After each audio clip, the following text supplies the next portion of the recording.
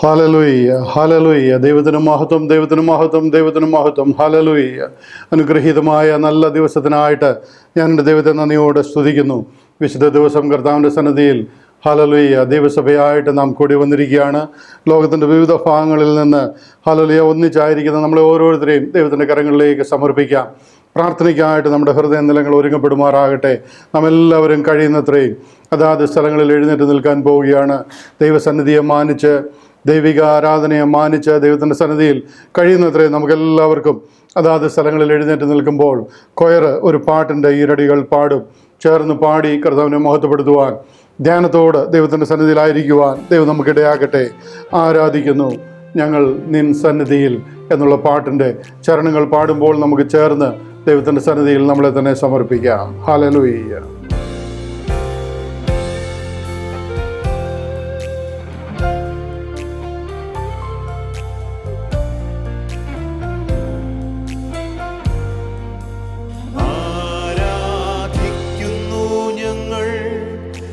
സന്നിധിയിൽ സ്തോത്രത്തോടെന്നും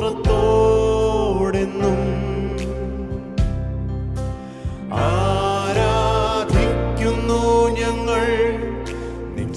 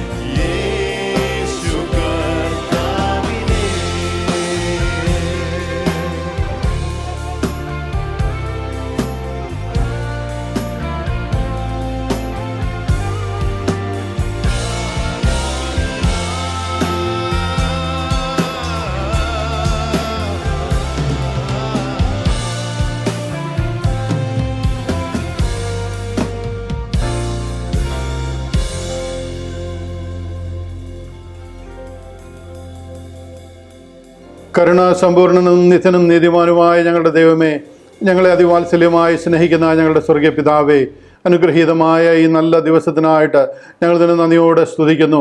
നിൻ്റെ മക്കളായ അടിയങ്ങൾക്ക് കർത്താവെ ഒന്നിച്ച് അവിടുത്തെ പാദവിടെ ചേർന്ന് വരുവാൻ, സന്തോഷത്തോട് ദൈവസ്നേഹത്തോട് കർത്താവെ സ്വോത്രം അങ്ങേ വാഴ്ത്തി സ്തുതിക്കുവാൻ, പാടി മഹത്വപ്പെടുത്തുവാൻ കർത്താവ് ഞങ്ങൾക്ക് തരുന്ന വലിയ ഭാഗ്യത്തിനായിട്ട് ഞങ്ങൾ തന്നെ നന്ദിയോടെ സ്തുതിക്കുന്നു.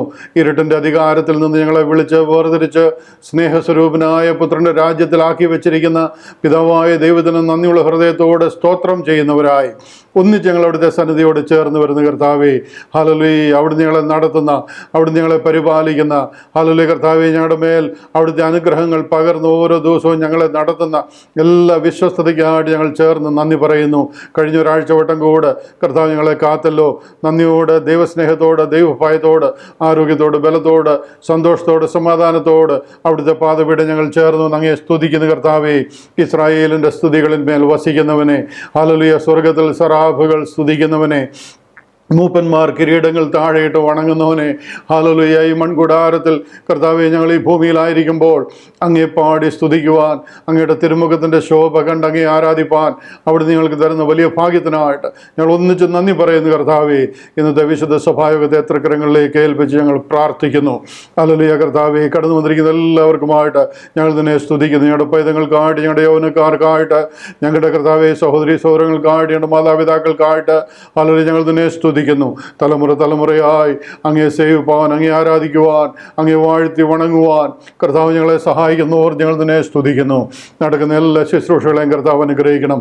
പാടുവാൻ, പ്രാർത്ഥിപ്പാൻ ഞങ്ങളെ ബലപ്പെടുത്തിക്കാട്ട്, സങ്കീർത്തനങ്ങളാൽ, സ്തുതികളാൽ അങ്ങേ മഹത്വപ്പെടുത്തുവാൻ, തിരുവചനത്തിൻ്റെ വാതിലുകൾ ഞങ്ങളുടെ മുന്നിൽ തുറന്നു തന്ന് അതിൽ ഞങ്ങൾ സന്തോഷിക്കുവാൻ കർത്താവേ, യഹോവ ഉണ്ടാക്കിയ ദിവസമെന്ന് പറഞ്ഞ് അങ്ങയുടെ സന്നിധിയിലെ പ്രമോദം ഞങ്ങൾ ഒന്നിച്ച് അനുഭവിപ്പാൻ അങ്ങ് ഞങ്ങളെ സഹായിക്കേണ്ടതിനായിട്ട് ഞങ്ങൾ ഏൽപ്പിച്ച് പ്രാർത്ഥിക്കുന്നു. ദൂരത്തും ചാരത്തുമായി ഞങ്ങളോടൊപ്പം ചേർന്നിരിക്കുന്ന ഞങ്ങളുടെ എല്ലാ പ്രിയ സഹോദരി സഹോദരങ്ങൾക്കായിട്ട് ഞങ്ങൾ പ്രാർത്ഥിക്കുന്നു. ഒന്നിച്ച് ഞങ്ങൾ അങ്ങേ വാഴ്ത്തി വണങ്ങുന്ന കർത്താവേ, അങ്ങയുടെ നാമം ഞങ്ങളുടെ മധ്യത്തിൽ ഉയരുവാൻ കർത്താവ് ഞങ്ങളെ സഹായിക്കും. ഇന്ന് നടക്കുന്ന എല്ലാ ശുശ്രൂഷകളും അങ്ങയുടെ നാമത്തിൻ്റെ മഹത്വത്തിനും ഞങ്ങൾക്ക് അനുഗ്രഹത്തിനും കാരണമാക്കും. പ്രാർത്ഥന കേട്ടതിനാലും നന്ദി. ഞങ്ങൾക്കായി ജീവനെ വെടിഞ്ഞ് കർത്താവായ യേശു ക്രിസ്തുവിൻ്റെ അതിമഹത്വമുള്ള നാമത്തിൽ അപേക്ഷിക്കുന്നു. കരുണയോട് കേൾക്കണമേ സ്വർഗീയ നല്ല പിതാവേ. ആമേൻ, ആമേൻ. ഹല്ലേലൂയ. ദൈവം നമ്മളെല്ലാവരെയും അനുഗ്രഹിക്കട്ടെ. എല്ലാവർക്കും അതാത് സ്ഥലങ്ങളിലിരിക്കാം. ഹല്ലേലൂയ. നാം ചേർന്ന് പാടി കർത്താവിനെ മഹത്വപ്പെടുത്തുവാനായിട്ട്, സ്തുതിക്കുവാനായിട്ട് പോവുകയാണ്. എല്ലാവരും കരങ്ങളെ തട്ടി ആയിരിക്കുന്നിടങ്ങളിൽ സന്തോഷത്തോടെ, ദൈവസ്നേഹത്തോടെ, എല്ലാ അന്യ ചിന്തകളും വെടിഞ്ഞ് ഈ ലോകത്തിലെ യാതൊരു ചിന്തകളുടെയും പുറകെ പോകാതെ 1.5 മണിക്കൂർ കർത്താവിൻ്റെ സന്നിധിയിൽ നാം വേർപെട്ടിരിക്കുവാനായിട്ട് പോവുകയാണ്. പാടി സ്തുതിക്കുവാനും വാഴ്ത്തി വണങ്ങുവാനും കർത്താവ് നമ്മളെ സഹായിക്കട്ടെ. പുകഴ്ത്തിൻ യേശുവെ, പുകഴ്ത്തിൻ. ഹല്ലേലൂയ. കർത്താവിനെ സ്തുതിക്കുവാൻ, പുകഴ്ത്തുവാൻ, വാഴ്ത്തി വണങ്ങുവാൻ നമുക്ക് ലഭിച്ചിരിക്കുന്ന അതുല്യമായ അവസരങ്ങളാണ്. കർത്താവിനെ സ്തുതിക്കുവാൻ ദൈവം എല്ലാവരെയും ഒന്നിച്ച് സഹായിക്കട്ടെ. ഹല്ലേലൂയ. പുകഴ്ത്തിൻ യേശുവെ, പുകഴ്ത്തിൻ. ഹല്ലേലൂയ.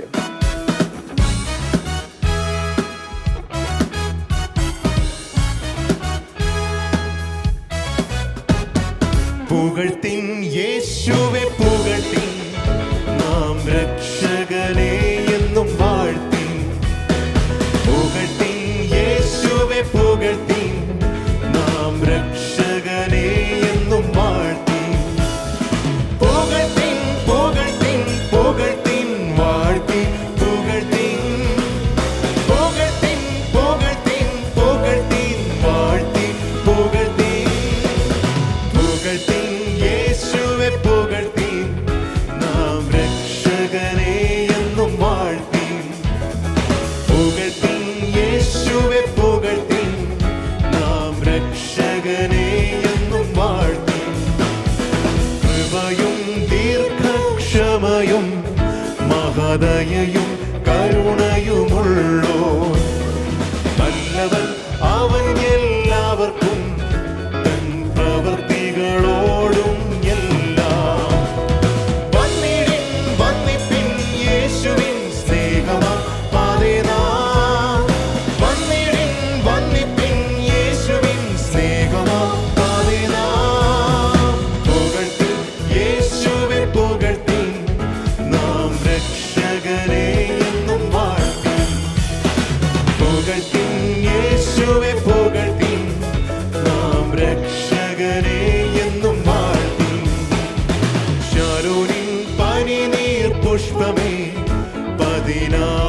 രക്തത്തിലും ശ്രേഷ്ഠനെ, വെണ്മയും ചുവപ്പുമുള്ളവൻ, പ്രാണപ്രിയനിൻ സുന്ദര രക്ഷകൻ.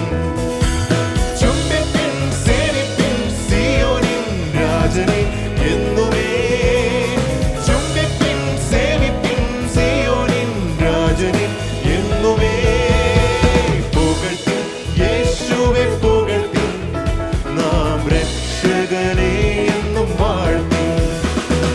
പുകഴ്ത്തി യേശുവെ പുകഴ്ത്തി, നാം രക്ഷകനെ എന്നും വാഴ്ത്തി. ആദ്യനും അന്ത്യനും വന്യനും, ആദിജാതനും എന്നും അനന്യനും, സത്യവും ജീവനും മാർഗവും, നിത്യപിതാവും എന്നുടെ ദുർഗവും. പേടിച്ചോൻ വിശ്വസ്തൻ വീണ്ടും വരുന്നവനവനെ, പേടിച്ചോൻ വിശ്വസ്തൻ വീണ്ടും വരുന്നവനവനെ. പുകഴ്ത്തി യേശുവെ പുകഴ്ത്തി, നാം രക്ഷകനെ എന്നും വാഴ്ത്തി. പുകഴ്ത്തി യേശുവെ പുകഴ്ത്തി, നാം രക്ഷകനെ എന്നും വാഴ്ത്തി. പുകഴ്ത്തി പുകഴ്ത്തി പുകഴ്ത്തി വാഴ്ത്തി. പുകഴ്ത്തി പുകഴ്ത്തി പുകഴ്ത്തി പുകഴ്ത്തി വാഴ്ത്തി. പുകഴ്ത്തി പുകഴ്ത്തി യേശുവെ പുകഴ്ത്തി, നാം രക്ഷകനെ എന്നും വാഴ്ത്തി. പുകഴ്ത്തി യേശുവെ പുകഴ്ത്തി, നാം രക്ഷകനെ എന്നും വാഴ്ത്തി. പുകഴ്ത്തി യേശുവെ പുകഴ്ത്തി, നാം രക്ഷകനെ എന്നും വാഴ്ത്തി. പുകഴ്ത്തി യേശുവെ പുകഴ്ത്തി, നാം രക്ഷകനെ എന്നും വാഴ്ത്തി. ഹല്ലേലൂയ. കർത്താവ് നമ്മളെ സഹായിക്കട്ടെ. ഒന്നിച്ച് പാടി കർത്താവിനെ മഹത്വപ്പെടുത്തുവാൻ, സന്തോഷിക്കുവാൻ, ദൈവസന്നിധിയിലെ സന്തോഷം ചേർന്ന് അനുഭവിപ്പാൻ കർത്താവ് നമുക്കിടയാക്കുന്നല്ലോ. ഒരു പാട്ടുകൂടെ നമ്മൾ പാടുവാനായിട്ട് പോവുകയാണ്. വാഴ്ത്തുന്നു ഞാൻ അത്യുന്നതനെ എന്നുള്ള പാട്ട് കൊയർ ലീഡ് ചെയ്യുമ്പോൾ വീണ്ടും ദൈവത്തിൻ്റെ സന്നിധിയിൽ നമുക്ക് പാടി കർത്താവിനെ മഹത്വപ്പെടുത്താം. ഹല്ലേലൂയ. വാഴ്ത്തുന്നു ഞാൻ അത്യുന്നതനെ. യേശുനാഥ നീ എൻ ദൈവം, യേശുനാഥ നീ എൻ ആശ്രയം, യേശുനാഥ നീ എൻ ശൈലവും, എൻ്റെ കോട്ടയും നീ മാത്രമേ.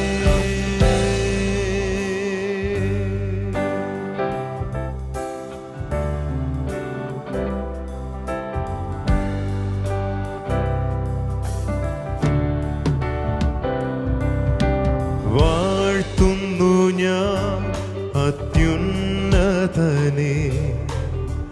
വാനവും ഭൂമിയും ചമച്ചവനെ. വാഴ്ത്തുന്നു ഞാൻ അത്യുന്നതനെ, വാനവും ഭൂമിയും ചമച്ചവനെ. മഹിമയിൻ പ്രഭുതാം, മഹത്വത്തിൻ യോഗ്യൻ, മാനവും പുകഴ്ചയും യേശുവിന്.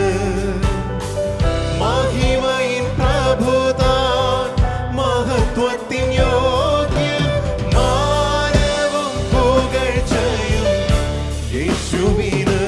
യേശുനാഥ നീ എൻ ദൈവം, യേശുനാഥ നീ എൻ ആശ്രയം, യേശുനാഥ നീ എൻ ശൈലവും, എൻ്റെ കോട്ടയും നീ മാത്രമേ.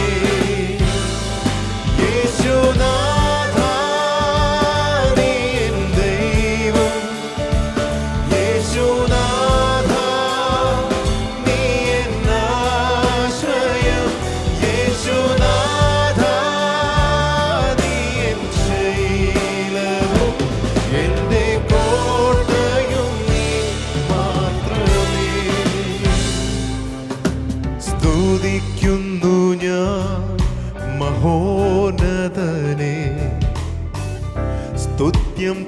നാഥന്റെ കരവിരുത് സ്തുതിക്കുന്നു ഞാൻ മഹോന്നതനെ. സ്തുത്യം തന്നാഥന്റെ കരവിരുത് മഹിമയിൻ പ്രഭുതാൻ മഹത്വത്തിൻ യോഗ്യൻ മാനവും പുകഴ്ചയും യേശുവിന്. മഹിമയിൻ പ്രഭുതാൻ മഹത്വത്തിൻ യോഗ്യൻ മാനവും പുകഴ്ചയും യേശുവിന്. യേശുനാഥാ നീ എൻ ദൈവം. യേശുനാഥാ നീ എൻ ആശ്രയം. യേശുനാഥാ നീ എൻ ശൈലവും എൻ്റെ കോട്ടയും നീ മാത്രമേ. യേശുനാഥാ നീ എൻ ദൈവം. യേശുനാഥാ നീ എൻ ആശ്രയം. യേശുനാഥാ നീ എൻ ശൈലവും എൻ്റെ കോട്ടയും നീ മാത്രമേ.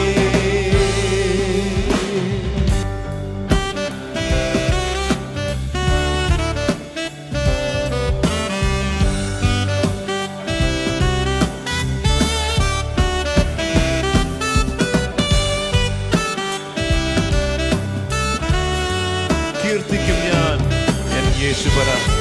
കർത്തന് തുല്യനായി ആരുമില്ല. കീർത്തിക്കും ഞാൻ എൻ യേശുപര. കർത്തനു തുല്യനായി ആരുമില്ല.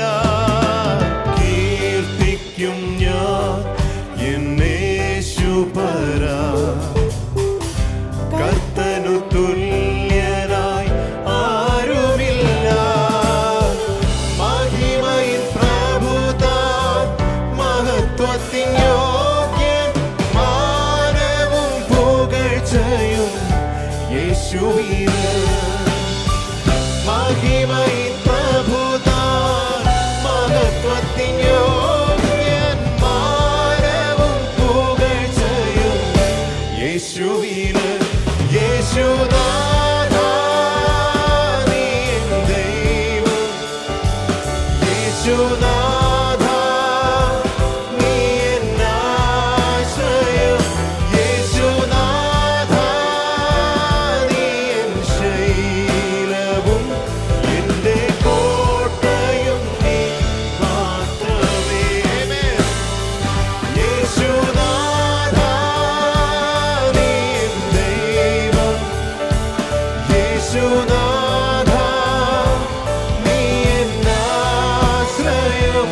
യേശുനാഥാ നീ എൻ ശൈലവും എൻ്റെ കോട്ടയും നീ മാത്രമേ. എൻ്റെ കോട്ടയും നീ മാത്രമേ. എൻ്റെ കോട്ടയും നീ മാത്രമേ.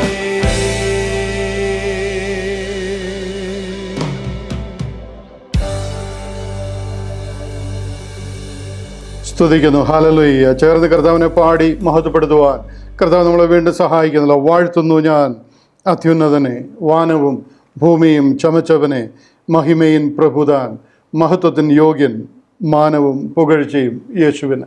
കർത്താവിന് സകല മഹത്വവും സകല മാനവും പുകഴ്ചയും കർത്താവിന് അർപ്പിക്കുവാൻ, ചേർന്ന് പാടി കർത്താവിനെ മഹത്വപ്പെടുത്തുവാൻ. വാനവും ഭൂമിയും ചമച്ചവനെ, ഹല്ലേലൂയ, അഖിലാണ്ടത്തെ സകലവും സൃഷ്ടിച്ചവനെ ചേർന്ന് പാടി മഹത്വപ്പെടുത്തുവാൻ. നാം ഉരുവാകുന്നതിന് മുമ്പേ അറിഞ്ഞിരുന്നവൻ, ഹല്ലേലൂയ, ഈ ഉലകം സ്ഥാപിക്കുന്നതിന് മുമ്പേ നമ്മെ പേർ ചൊല്ലി വിളിക്കുവാൻ തക്കവണ്ണം നമ്മെ അറിഞ്ഞിരുന്നവൻ, നമ്മുടെ അമ്മയുടെ ഉദരത്തിൽ നാം പിണ്ടാകാരമായിരുന്നപ്പോഴേ നമ്മളെ കണ്ടിരുന്നവൻ. ആ കർത്താവിൻ്റെ സന്നിധിയിലാണ് നാം നിൽക്കുന്നത്. ആ കർത്താവിനെയാണ് നാം പാടി സ്തുതിക്കുന്നത്. ഹല്ലേലൂയ. അനുഗ്രഹീതമായ എല്ലാ അനുഭവങ്ങൾക്കായിട്ടും നമുക്ക് ചേർന്ന് നന്ദി പറയാം. ഹല്ലേലൂയ. പാടി മഹത്വപ്പെടുത്തി അങ്ങനെ ആയിരിക്കണമെന്നുണ്ട്. എന്നാൽ ശുശ്രൂഷകൾ നിറപടിയായി മുന്നോട്ട് പോകണമല്ലോ. ബൈബിൾ റീഡിങ്ങിനായിട്ട് നാം കടക്കുകയാണ്. ബൈബിൾ റീഡിങ്ങിനായിട്ട് സിസ്റ്റർ റിതു തോമസ് മുന്നോട്ട് കടന്നു വരികയും നമ്മെ ബൈബിൾ റീഡിങ്ങിൽ സഹായിക്കുകയും ചെയ്യും. എല്ലാവർക്കും കരങ്ങളിൽ ബൈബിൾ എടുക്കുകയും വായിക്കുന്ന ഭാഗം ചേർന്ന് ചിന്തിക്കുകയും ചെയ്യാം. ദൈവം നമ്മളതിനായിട്ട് സഹായിക്കട്ടെ. Sister Ritu Thomas. Praise Lord. Psalm 34. I will bless the Lord at all times. His praise shall continually be in my mouth. My soul shall make her boast in the Lord. The humble shall hear thereof and be glad. O magnify the Lord with me, and let us exalt his name together. I sought the Lord, and he heard me, and delivered me from all my fears. They looked unto him, and were lightened, and their faces were not ashamed. This poor man cried, and the Lord heard him, and saved him out of all his troubles. The angel of the Lord encampeth round about them that fear him, and delivereth them. O taste and see that the Lord is good. Blessed is the man that trusteth in him. O fear the Lord, ye his saints, for there is no want to them that fear him. The young lions do lack and suffer hunger, but they that seek the Lord shall not want any good thing. Come, ye children, hearken unto me, I will teach you the fear of the Lord. What man is he that desireth life, and loveth many days, that he may see good? Keep thy tongue from evil, and thy lips from speaking guile. Depart from evil and do good, seek peace and pursue it. The eyes of the Lord are upon the righteous, and his ears are open unto their cry.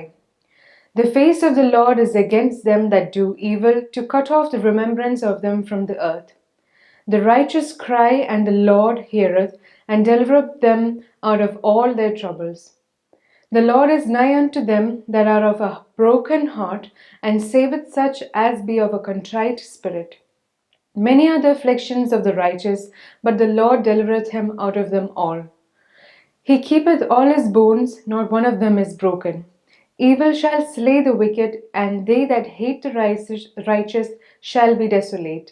The Lord redeemeth the soul of his servants, and none of them that trust in him shall be desolate. വായിച്ച് കേട്ട അനുഗ്രഹീതമായ ആ വേദഭാഗത്തിനായിട്ട് ഞാൻ എൻ്റെ ദൈവത്തെ നന്ദിയോടെ സ്തുതിക്കുന്നു. ദൈവവചനം എന്നും നമുക്ക് അനുഗ്രഹമായി തരുവാൻ, നമുക്ക് അത് ജീവനും ചൈതന്യവുമായി വ്യാപരിക്കുവാൻ ദൈവം നമ്മളെ സഹായിക്കട്ടെ. എല്ലാ നിലയിലും കർത്താവിൻ്റെ നാമത്തെ ഉയർത്തുവാനും മഹത്വപ്പെടുത്തുവാനും അത് കാരണമായി തീരട്ടെ. ഈ ഒരാഴ്ചവട്ടം മുഴുവനും ഇന്ന് കേട്ട ആ ദൈവവചനം നമ്മളോട് സംസാരിക്കുവാൻ, നമ്മളോട് ഇടപെടുവാൻ, നമുക്കുള്ള ആത്മീകമായ, ഭൗതികമായ, ശാരീരികമായ എല്ലാ നന്മകളും ആ തിരുവചനത്തിൽ കൂടി ദൈവം നമുക്ക് തരേണ്ടതിനായിട്ട് അത് ഏറ്റെടുക്കുവാൻ, അത് ധ്യാനിക്കുവാൻ ഞാൻ വീണ്ടും നിങ്ങളെ പ്രബോധിപ്പിക്കുന്നു. എല്ലാവർക്കും അത് അനുഗ്രഹമായി തീരട്ടെ. നമ്മുടെ കരങ്ങൾ ഉയർത്തി ആ തിരുവചനത്തിനായിട്ട് കർത്താവിന് നന്ദി പറയാം. ദൈവത്തിന് സ്തോത്രം, ദൈവത്തിന് സ്തോത്രം, ദൈവത്തിന് സ്തോത്രം. ദൈവം നമ്മളെ അനുഗ്രഹിക്കട്ടെ. തുടർന്ന് നാം ചില വിഷയങ്ങൾക്ക് വേണ്ടി പ്രാർത്ഥിക്കുവാനായിട്ട് പോവുകയാണ്. തുടർമാനമായി പ്രാർത്ഥിച്ചു വരുന്ന വിഷയങ്ങൾ തന്നെയാണ്. എല്ലാവർക്കും ആ വിഷയത്തിന് വേണ്ടി സ്തോത്രം പറഞ്ഞ് പ്രാർത്ഥനയോടുകൂടി ആയിരിക്കുമ്പോൾ ഞാൻ ഓരോന്നോരോന്നായിട്ട് വിഷയങ്ങളെ പറയുകയും ഹല്ലേലൂയ നന്ദി പറയുകയും ചെയ്യുമ്പോൾ നമുക്ക് സ്തോത്രം ചെയ്തുകൊണ്ട് ദൈവത്തിൻ്റെ സന്നിധിയിലായിരിക്കാം. ഹല്ലേലൂയ. പ്രാരംഭമായിട്ട് നാം പ്രാർത്ഥിക്കുന്നത് കർത്താവ് കാൽവറിയിലൂടെ നിവർത്തിച്ച രക്ഷണീയ പ്രവൃത്തി ഇന്ന് ലോകത്തിനത് അന്യമായിരിക്കുന്നു, ക്രിസ്ത്യാനികൾക്കത് അന്യമായിരിക്കുന്നു. ഹല്ലേലൂയ. ലോകം മുഴുവൻ ആ സത്യസുവിശേഷത്തെ എത്തിക്കുവാൻ, നല്ലവനും വിശ്വസ്തനുമായ ദാസനെ, ദാസിയെ എന്നുള്ള പേരിന് ഓഹരിക്കാരായിരിക്കാൻ തക്കവണ്ണം വിശ്വസ്തയോട് ഈ അന്ത്യകാലത്ത് നാം കർത്താവിന് വേണ്ടി അധ്വാനിക്കുവാൻ, പട ചേർത്തവനെ പ്രസാദിപ്പിക്കേണ്ടതിന് ഹല്ലേലൂയ ഉത്സാഹത്തോടെ പടയാളികൾ പെരുമാറുന്നത് പോലെ കർത്താവിൻ്റെ ആ വചനവുമായിട്ട് ഹല്ലേലൂയ ജീവനെങ്കിൽ ജീവൻ വെച്ച് കർത്താവിന് വേണ്ടി പോരാടുവാൻ, അനേകായിരങ്ങളെ ഈ സത്യസുവിശേഷം അറിയിക്കുവാൻ കർത്താവ് നമ്മളെ സഹായിക്കേണ്ടതിനായിട്ട് നമുക്ക് ഏൽപ്പിച്ച് പ്രാർത്ഥിക്കാം. രണ്ടാമതായിട്ട് ദ ഗേറ്റ് മിനിസ്ട്രീസ് ആ ഒരു വലിയ ദൗത്യം ഏറ്റെടുത്ത് പ്രാർത്ഥിക്കുമ്പോൾ അതിനുള്ളിൽ പ്രവർത്തിക്കുന്ന എല്ലാ പോഷക സംഘടനകളെയും കർത്താവ് ബലപ്പെടുത്തേണ്ടതിനായിട്ട് ഹല്ലേലൂയ ദ ഗേറ്റ് ചർച്ചിനായിട്ട് പ്രാർത്ഥിക്കാം. അപ്രൂവ്ഡ് വർക്ക്മെൻ ഇൻസ്റ്റിറ്റ്യൂട്ട് എന്ന ടീച്ചേഴ്സ് ട്രെയിനിങ് പ്രോഗ്രാമിനായിട്ട് പ്രാർത്ഥിക്കാം. സാറ്റർഡേയ്സിൽ നടക്കുന്ന തുറന്നൂസിൻ്റെ പാഠശാല സ്കൂൾ ഓഫ് ടൈറനസ് എന്ന ബൈബിൾ ക്ലാസ്സിനായിട്ട് പ്രാർത്ഥിക്കാം. TGTV 24 മണിക്കൂറും ഗ്രേസ് ഗോസ്പൽ പ്രസംഗിക്കുന്ന TG TV പ്രോഗ്രാം, നമുക്ക് TG TV എന്ന് ടൈപ്പ് ചെയ്ത് കഴിഞ്ഞാൽ യൂട്യൂബിൽ നിങ്ങൾക്കത് ലഭിക്കുവാനായിട്ട് ഇടയായിത്തീരും. 24/7 ഗ്രേസ് പ്രോഗ്രാമുകൾ പ്രക്ഷേപണം ചെയ്യുന്ന, അനേകർ വാച്ച് ചെയ്യുന്ന TG TVയുടെ അനുഗ്രഹത്തിനായിട്ട് അനേകർക്ക് അത് രക്ഷയ്ക്ക് മുഖാന്തരമായി തീരുവാൻ ദൈവം സഹായിക്കേണ്ടതിനായിട്ട് നമുക്ക് ഏൽപ്പിച്ച് പ്രാർത്ഥിക്കാം. നോർത്ത് ഇന്ത്യയിൽ നടക്കുന്ന പ്രവർത്തനങ്ങൾ, അതിനായിട്ട് നമുക്ക് പ്രാർത്ഥിക്കാം. വിശേഷാൽ ഒഡീഷയിൽ, ഉത്തർപ്രദേശിൽ, മഹാരാഷ്ട്രയിൽ, അതുപോലെ പല സ്ഥലങ്ങളിലും നടക്കുന്ന എല്ലാ പ്രവർത്തനങ്ങളെയും കർത്താവ് അനുഗ്രഹിക്കേണ്ടതിനായിട്ട് നമുക്ക് ഏൽപ്പിച്ച് പ്രാർത്ഥിക്കാം. കേരളത്തിൻ്റെ വിവിധ ഭാഗങ്ങളിൽ സഭായോഗങ്ങളായി, ബൈബിൾ ക്ലാസ്സുകളായി, പ്രാർത്ഥനാ ഗ്രൂപ്പുകളായിട്ടൊക്കെ നമ്മൾ ചേർന്ന് വരുന്നു. അതൊക്കെ കർത്താവിൻ്റെ നാമത്തിന് മഹത്വമായി തീരുവാൻ ദൈവം സഹായിക്കേണ്ടതിനായിട്ട് നമുക്ക് പ്രാർത്ഥിക്കാം.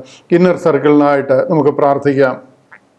കുടുംബമായിട്ട് അവരെല്ലാവരും ധൈര്യത്തോടെ, ആത്മീക ധൈര്യത്തോടെ കർത്താവിന് വേണ്ടി നിൽക്കുവാൻ ദൈവം ഇടയാക്കേണ്ടതിനായിട്ട് നമുക്ക് ഏൽപ്പിച്ച് പ്രാർത്ഥിക്കാം. ഏൽപ്പിച്ചിരിക്കുന്ന ശുശ്രൂഷ നിറപടിയായി നിവർത്തിക്കുവാൻ, വിശ്വസ്തരായി നിലനിൽക്കുവാൻ, ഉത്സാഹത്തിൽ മടുപ്പില്ലാത്തവരായി കർത്താവിന് വേണ്ടി അധ്വാനിക്കുവാൻ ദൈവം എല്ലാവരെയും സഹായിക്കേണ്ടതിനായിട്ട് നമുക്ക് ചേർന്ന് കർത്താവിനോട് അപേക്ഷിക്കാം. കൂടാതെ പ്രാർത്ഥനയ്ക്കായിട്ട് അപേക്ഷിച്ചിരിക്കുന്ന നമ്മുടെ സഹോദരി സഹോദരങ്ങളെ ഈ സമയത്ത് വിശേഷാൽ ഓർക്കാം. രോഗങ്ങൾ, ദുഃഖങ്ങൾ, പ്രയാസങ്ങൾ, വേർപാടിൻ്റെ ദുഃഖത്തിലായിരിക്കുന്നവർക്കായിട്ട് ഒക്കെ നമുക്ക് പ്രാർത്ഥിക്കാം. സമാധാനം കർത്താവ് കൊടുക്കട്ടെ, സൗഖ്യം കർത്താവ് അയക്കട്ടെ. ഹല്ലേലൂയ. ദൈവിക വിടുതലുകൾ അനുഭവിപ്പാൻ ദൈവം സഹായിക്കേണ്ടതിനായിട്ട് നമുക്ക് ഏൽപ്പിച്ച് പ്രാർത്ഥിക്കാം. നന്ദിവാചകങ്ങളാൽ കർത്താവിനെ മഹത്വപ്പെടുത്തിയിരിക്കുന്നവരുണ്ട്. എല്ലാവരെയും ദൈവം സഹായിക്കട്ടെ. ഇന്നത്തെ ഈ കൂട്ടായ്മയിൽ, ഈ സഭായോഗത്തിൽ പല ആവശ്യങ്ങളുമായി തലവണക്കിയിരിക്കുന്നവരുണ്ട്.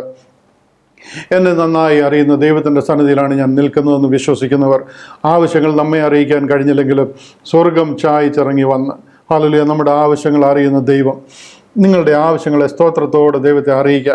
അതിന്മേൽ ദൈവം പ്രവർത്തിക്കുമെന്ന് അരുളി ചെയ്ത നമ്മുടെ ഹൃദയങ്ങളെ, നിലവുകളെ സ്വർഗീയ സമാധാനത്താൽ സമാധാനിപ്പിക്കാം. സകല ബുദ്ധിയെയും കവിയുന്ന സ്വർഗീയ സമാധാനം അതിൻ്റെ മേൽ വ്യാപരിക്കുമെന്ന് നമ്മളോട് അരുളി ചെയ്തിരിക്കുന്ന ദൈവം ആ വിഷയങ്ങളുടെ മേൽ പ്രവർത്തിക്കുകയും സൗഖ്യവും സമാധാനവും വിടുതലും കർത്താവ് വായിക്കുകയും ചെയ്യേണ്ടതിനായിട്ട് നമുക്ക് ഏൽപ്പിച്ച് പ്രാർത്ഥിക്കാം.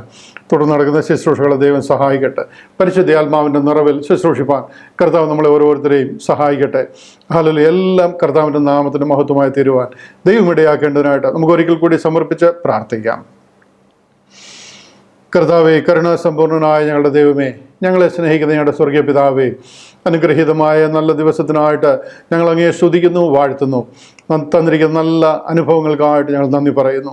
കർത്താവെ, ഞങ്ങൾ അവിടുത്തെ സന്നിധിയിൽ ഇറക്കി വെച്ചിരിക്കുന്ന സമസ്ത വിഷയങ്ങൾക്കായിട്ടും ഞങ്ങൾ പ്രാർത്ഥിക്കുന്നു. തൃക്കരം അതിൻ്റെ മേൽ വെച്ച് ആശീർവദിച്ചിരിക്കുന്നതിനാൽ ഞങ്ങൾ തന്നെ നന്ദിയോടെ സ്തുതിക്കുന്നു. അങ്ങയുടെ രാജ്യത്തിൻ്റെ വ്യാപ്തിക്ക് വേണ്ടി അധ്വാനിക്കുവാൻ കർത്താവ് ഞങ്ങളെ ബലപ്പെടുത്തുന്നതിനാൽ ഞങ്ങൾ നന്ദി പറയുന്നു. പല ആവശ്യങ്ങളുമായി അവിടുത്തെ സന്നിധിയിൽ തലവണക്കിയിരിക്കുന്ന ഞങ്ങളുടെ സഹോദരി സഹോദരങ്ങൾക്കായിട്ട് ഞങ്ങൾ ഒരിക്കൽ കൂടി അപേക്ഷിച്ച് പ്രാർത്ഥിക്കുന്നു. അവരെ സൗഖ്യമാക്കിക്കാട്ട്, വിടുതലയച്ചാട്ട്, സമാധാനത്തെ കൊടുത്താട്ട്, സൗഖ്യത്തെ കൊടുത്താട്ട്, അല്ലെങ്കിൽ അങ്ങയുടെ നാമത്തിന് മഹത്വമായി നിൽക്കുവാൻ, എനിക്ക് കഷ്ടത്തിലായത് നല്ലതിനായി എന്ന് നന്ദിയോട് പറയുവാൻ അവരെ ഓരോരുത്തരെയും കർത്താവ് സഹായിച്ചാട്ട്. തുടർന്ന് നടക്കുന്ന ശുശ്രൂഷകളെ കർത്താവ് അനുഗ്രഹിക്കും. അങ്ങയുടെ വചനം ശുശ്രൂഷിപ്പാൻ കർത്താവിൻ്റെ ദാസന്മാരെ അധികാരപ്പെടുത്തും. കർത്താവെ, അവിടുത്തെ നാവായിട്ട് ഞങ്ങൾ ഓരോരുത്തരും കർത്താവെ ആ വചനം ഏറ്റെടുക്കുവാൻ, കേൾക്കുവാൻ ഒക്കെ കർത്താവ് ഞങ്ങളെ സഹായിച്ചാട്ട്. തുടർന്ന് നടക്കുന്ന എല്ലാ ശുശ്രൂഷകളെയും അനുഗ്രഹിച്ച് പ്രാർത്ഥിക്കുന്നു. കൃപ കൂടെ ഇരിക്കും, വരവനായിട്ട് ഒരുക്കും. കർത്താവായ യേശു ക്രിസ്തുവിൻ്റെ അതിമഹത്വമുള്ള നാമത്തിൽ ചോദിക്കുന്നു, കരുണയോട് കേൾക്കണമേ സ്വർഗീയ നല്ല പിതാവേ. ആമേൻ, ആമേൻ. കർത്താവ് നമ്മളെ ധാരാളമായിട്ട് അനുഗ്രഹിക്കട്ടെ. അനുഗ്രഹീതമായ ഒരു നല്ല പകലിനായിട്ട് ഞാൻ ദൈവത്തെ സ്തുതിക്കുന്നു. ലോകത്തിൻ്റെ വിവിധ ഭാഗങ്ങളിൽ നിന്ന് ചേർന്ന് വന്നിരിക്കുന്ന എല്ലാവർക്കുമായിട്ട് ഞാൻ കർത്താവിനെ നന്ദിയോടെ വാഴ്ത്തുന്നു. തിരുവചനത്തിൻ്റെ ചിന്തയിലേക്ക് നമ്മൾ കടക്കാനായിട്ട് പോവുകയാണ്. കഴിഞ്ഞ ആഴ്ചയിൽ കോട്ടയത്തെ കോടിമതയിൽ നടന്ന ശുശ്രൂഷയിൽ കർത്താവിൻ്റെ മഹത്വം കണ്ട് സാക്ഷികളായിട്ട് കർത്താവിനെ സ്തുതിക്കുവാനും ആരാധിക്കുവാനും നമുക്ക് ദൈവം സഹായിച്ചു. കടന്നു വന്നിരുന്ന എല്ലാവരെയും ഒരിക്കൽ കൂടി ഞാൻ നന്ദിയോടെ ഓർക്കുന്നു. കടന്നു വരാൻ കഴിയാതെ പോയവർക്കായിട്ടും ദൂരത്തും ചാരത്തുമായിട്ട് ആ ശുശ്രൂഷയുടെ അനുഗ്രഹത്തിനായി പ്രാർത്ഥിച്ചുകൊണ്ടിരുന്ന എല്ലാവർക്കുമായിട്ടും ഞാൻ ദൈവത്തെ സ്തുതിക്കുന്നു. എൽദോ ബ്രദർ ശുശ്രൂഷിക്കുന്ന ആ കോടിമതയിലെ ഗേറ്റ് ചർച്ച് വളരെ അനുഗ്രഹമായ രീതിയിൽ നടക്കുന്നത് കണ്ട് ഞാൻ കർത്താവിനെ മഹത്വപ്പെടുത്തുന്നു. ഇന്ന് കർത്താവിൻ്റെ ദാസൻ എൽദോ ബ്രദർ തന്നെ നമ്മളോട് ശുശ്രൂഷിക്കുന്നതാണ്. കർത്താവിൻ്റെ ദാസനെ ദൈവം ധാരാളമായിട്ട് സഹായിക്കട്ടെ. ഈ കാലങ്ങളിൽ കർത്താവിൻ്റെ നാവായി ആ മഹത്വമേറിയ സുവിശേഷം, സത്യവചനം ലോകത്തെ അറിയിക്കുവാൻ പല നിലകളിൽ തന്നാലാവോളം തന്നെ അധ്വാനിക്കുന്നു. കുടുംബമായിട്ട് കർത്താവിൻ്റെ ദാസനെ ദൈവം സഹായിക്കട്ടെ. തന്നെ ഏൽപ്പിച്ചിരിക്കുന്ന ആലോചന, തൻ്റെ അനുഭവങ്ങളിൽ നിന്ന്, ദൈവവചനത്തിൽ നിന്ന് നമ്മളോട് പങ്കിടുവാൻ കർത്താവിൻ്റെ ദാസനെ ഞാൻ ഈ ശുശ്രൂഷയിലേക്ക് ക്ഷണിക്കുന്നു. ബ്രദർ എൽദോ വർഗീസ്. കർത്താവായ യേശുക്രിസ്തുവിൻ്റെ നാമത്തിന് മഹത്വമുണ്ടാകുമാറാകട്ടെ. വീണ്ടും ഒരു നല്ല ഞായറാഴ്ച ദിവസം നമുക്ക് തരികയും നമ്മുടെ കർത്താവിൻ്റെ മുമ്പിലിരുന്ന് കർത്താവിനെ ആരാധിപ്പാനുള്ളതായിരിക്കുന്ന വലിയ കൃപയിൽ നമ്മളെ കൂട്ടിവരുത്തുകയും ചെയ്തായിരിക്കുന്ന ദൈവത്തിന് നമുക്ക് സ്തോത്രം ചെയ്യാം. നമ്മൾ ദൈവ ദൈവ ആരാധനാ യോഗത്തിൻ്റെ അല്ലെങ്കിൽ സഭായോഗത്തിൻ്റെ ഏറ്റവും മുഖ്യമായിരിക്കുന്ന ഘടകമാണ് ദൈവത്തിൻ്റെ വചനത്തിൽ നിന്ന് പഠിക്കുക എന്നുള്ളത്. വളരെ പ്രാധാന്യമർഹിക്കുന്ന ഒന്നാണ് എന്നുള്ളത് മനസ്സിലാകുമല്ലോ. അതുകൊണ്ട് തന്നെ ഞാൻ ഇന്ന് അല്പസമയം ദൈവത്തിൻ്റെ വചനത്തിൽ നിന്ന് നിങ്ങളോട് പങ്കുവയ്ക്കാനായിട്ട് ആഗ്രഹിക്കുന്നു.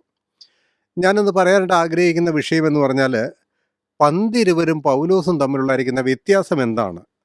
അല്ലെങ്കിൽ ചുരുക്കത്തിൽ പറഞ്ഞാൽ, പത്രോസിനും കൂട്ടർക്കും അറിയാത്തതും പൗലോസിന് അറിയുന്നതുമായിരിക്കുന്ന കാര്യങ്ങൾ എന്താണ് എന്നുള്ളതായിരിക്കുന്ന കാര്യം നിങ്ങളോട് പങ്കുവയ്ക്കാം എന്ന് ഞാൻ ആഗ്രഹിക്കുന്നു. ഇങ്ങനെ ഒരു വിഷയമൊന്നും ഇതുവരെ ആരും പഠിപ്പിച്ചതായിട്ട് എനിക്ക് ഓർമ്മയില്ല, ഞാൻ കേട്ടിട്ടില്ല. കാരണം അങ്ങനെ പഠിപ്പിക്കേണ്ടുന്ന ആവശ്യം ക്രിസ്തീയ ലോകത്തിന് തന്നെ ഇല്ലല്ലോ. അപ്പം അതുകൊണ്ട് നമുക്കറിഞ്ഞുകൂടാ അങ്ങനെ ആരെങ്കിലും പഠിപ്പിച്ചിട്ടുണ്ടോ എന്നുള്ളത്. എന്നാൽ തിരുവെഴുത്ത് ശ്രദ്ധയോടെ പഠിക്കുമ്പോൾ ഇങ്ങനെ ഇവർ തമ്മിലുള്ളായിരിക്കുന്ന ഉപദേശങ്ങളിലുള്ളായിരിക്കുന്ന വ്യത്യാസങ്ങളും ഇവരുടെ വിളിയും ഇവരുടെ തിരഞ്ഞെടുപ്പും ഇതെല്ലാം തന്നെ പലപ്പോഴും വ്യത്യസ്തങ്ങളായിരുന്നു, അല്ലെങ്കിൽ വ്യത്യസ്തമായിരിക്കുന്ന ലക്ഷ്യത്തിന് വേണ്ടിയിട്ടാണ് ഇവരെ തിരഞ്ഞെടുത്തത് എന്ന് തിരുവെഴുത്തിൽ നിന്ന് തന്നെ നമുക്ക് മനസ്സിലാക്കാനായിട്ട് പറ്റും. ഒന്നാമത്തെ കാര്യമെന്ന് പറഞ്ഞാൽ, 12 അപ്പോസ്തലന്മാരെ തിരഞ്ഞെടുത്തത് നമുക്കെല്ലാവർക്കും അറിയാമല്ലോ. 12 അപ്പോസ്തലന്മാരെ തിരഞ്ഞെടുത്തത് കർത്താവായ യേശു ക്രിസ്തുവിൻ്റെ 3.5 വർഷത്തെ ശുശ്രൂഷ കാലത്താണ്. കർത്താവ് ഈ ഭൂമിയിൽ വെച്ചാണ് 12 അപ്പോസ്തലന്മാരെ തിരഞ്ഞെടുത്തതെന്ന് നമുക്കറിയാം. അപ്പോസ്തലനായിരിക്കുന്ന പൗലോസിനെ അപ്പോസ്തലനായിട്ട് വിളിച്ചത്, തിരഞ്ഞെടുത്തത് കർത്താവ് ഭൂമിയിൽ വെച്ചല്ല, കർത്താവ് സ്വർഗത്തിൽ വെച്ചാണ്. ഇതൊക്കെ പിന്നെ എല്ലാവർക്കും അറിയുന്ന കാര്യങ്ങളാണ്. ഈ 12 അപ്പോസ്തലന്മാരെ, രണ്ടാമതൊരു കാര്യം ഞാൻ പറയട്ടെ, 12 അപ്പോസ്തലന്മാരെ തിരഞ്ഞെടുത്തത് എന്തിനു വേണ്ടിയിട്ടാണ്? അവർ കൃത്യം 12 അല്ലേ ഉള്ളൂ. ഈ 12 പേരെ തിരഞ്ഞെടുത്തതിൻ്റെ ഉദ്ദേശം, ദൈവിക ഉദ്ദേശം എന്ന് പറയുന്നത്, ഇസ്രായേൽ ഗോത്രത്തിന് 12നും അപ്പോസ്തലന്മാരായിരിക്കാൻ വേണ്ടിയിട്ടാണ്. നമ്മുടെ കർത്താവായ യേശു ക്രിസ്തുവിനോട് ഒരിക്കൽ പത്രോസ് അപ്പോസ്തലൻ ചോദിച്ചു, കർത്താവേ, ഞങ്ങൾ സകലവും വിട്ട് നിന്നെ അനുഗമിച്ചല്ലോ, ഞങ്ങൾക്ക് എന്ത് ലഭിക്കും എന്ന് ചോദിച്ചു. അപ്പോൾ നമ്മുടെ കർത്താവ് മറുപടി കൊടുത്തത്, മനുഷ്യപുത്രൻ തൻ്റെ തേജസ്സിൻ്റെ സിംഹാസനത്തിൽ ഇരിക്കുമ്പോൾ നിങ്ങളും ഉയർത്തെഴുന്നേറ്റ് 12 സിംഹാസനങ്ങളിലിരുന്ന് ഇസ്രായേൽ ഗോത്രം 12നെയും ന്യായം വിധിക്കുമെന്നാണ്, അല്ലേ? എന്നാൽ കർത്താവ് അവർക്ക് കൊടുത്ത നിയോഗം അതാ. പക്ഷേ ഇന്നത്തെ ക്രിസ്ത്യാനികൾ പറയും, അതുപോലെ കർത്താവെ, ആ 12 അപ്പോസ്തലന്മാർ ഞങ്ങളെ കൂടെ ന്യായം വിധിക്കണം എന്ന് പറയുന്ന വിധത്തിലാണ് ഈ അപ്പോസ്തലന്മാരെ കുറിച്ചുള്ളായിരിക്കുന്ന പഠനത്തിൽ ഇന്ന് ക്രിസ്തീയ ലോകം എത്തി നിൽക്കുന്നത് എന്നുള്ളത് ഖേദകരമാണ് എന്ന് ഞാൻ നിങ്ങളോടൊന്ന് ഓർമ്മിപ്പിക്കട്ടെ. അപ്പോൾ അവരെ വിളിച്ചതിൻ്റെ ഉദ്ദേശം 12 ഗോത്രങ്ങൾക്ക് തലവന്മാരായി അവരെ ന്യായം വിധിക്കുക, അവരെ നിയന്ത്രിക്കുക, അവരെ 1000 ആണ്ട് വാഴ്ചയിൽ അവരുടെ നിയമോപദേഷ്ടാക്കന്മാരായി അവരെ മുമ്പോട്ട് നയിക്കുക എന്നുള്ളായിരിക്കുന്ന ഉദ്ദേശത്തിനാണ് അവരെ വിളിച്ചത് എന്ന് നമുക്കറിയാം. എന്നാൽ അപ്പോസ്തലനായിരിക്കുന്ന പൗലോസിനെ വിളിച്ചത് അതിന് വേണ്ടിയിട്ടാണോ? ആ 12 ഗോത്രങ്ങൾക്ക് വേണ്ടിയിട്ടാണോ?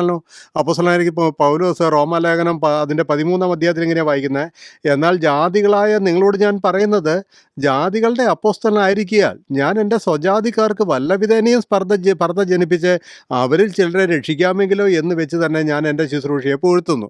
അപ്പോൾ അപ്പോസ്തലനായ പൗലോസ് തന്നെക്കുറിച്ച് തന്നെ അവകാശപ്പെടുന്നത്, തന്നെക്കുറിച്ച് തന്നെ പറയുന്നത്, ഞാൻ ജാതികളുടെ അപ്പോസ്തലനാണെന്നാണ്. നോക്കിയാൽ അവിടെ തന്നെ കണ്ടില്ലേ, വ്യക്തമായ ഒരു വ്യത്യാസം കണ്ടില്ലേ? അവിടെ തന്നെ നമുക്കത് അതിൻ്റെ വ്യക്തത മനസ്സിലാകുന്നുണ്ട്. 12 അപ്പോസ്തലന്മാർ ഒരിക്കലും ഞങ്ങൾ ജാതികളുടെ അപ്പോസ്തലന്മാരാണെന്ന് പറഞ്ഞിട്ടില്ല, പറയാൻ കഴിയുകയില്ല. പൗലോസിന് മാത്രമേ അങ്ങനെ പറയാനായിട്ട് പറ്റുകയുള്ളൂ. അപ്പോൾ പൗലോസിനെ വിളിച്ചത് ജാതികളുടെ അപ്പോസ്തലനായിട്ടാണ് എന്നുള്ളായിരിക്കുന്ന കാര്യം നമുക്ക് മനസ്സിലാവും. മറ്റൊരു കാര്യം നമ്മൾ ശ്രദ്ധിക്കേണ്ടത്, നിങ്ങൾ ഒരുപക്ഷെ ഞങ്ങളുടെയൊക്കെ മെസ്സേജിൽ നിന്ന്, എൻ്റെയും തോമസ് സാറിൻ്റെയൊക്കെ മെസ്സേജിൽ നിന്ന് ധാരാളം പ്രാവശ്യം കേട്ടതായിരിക്കാം.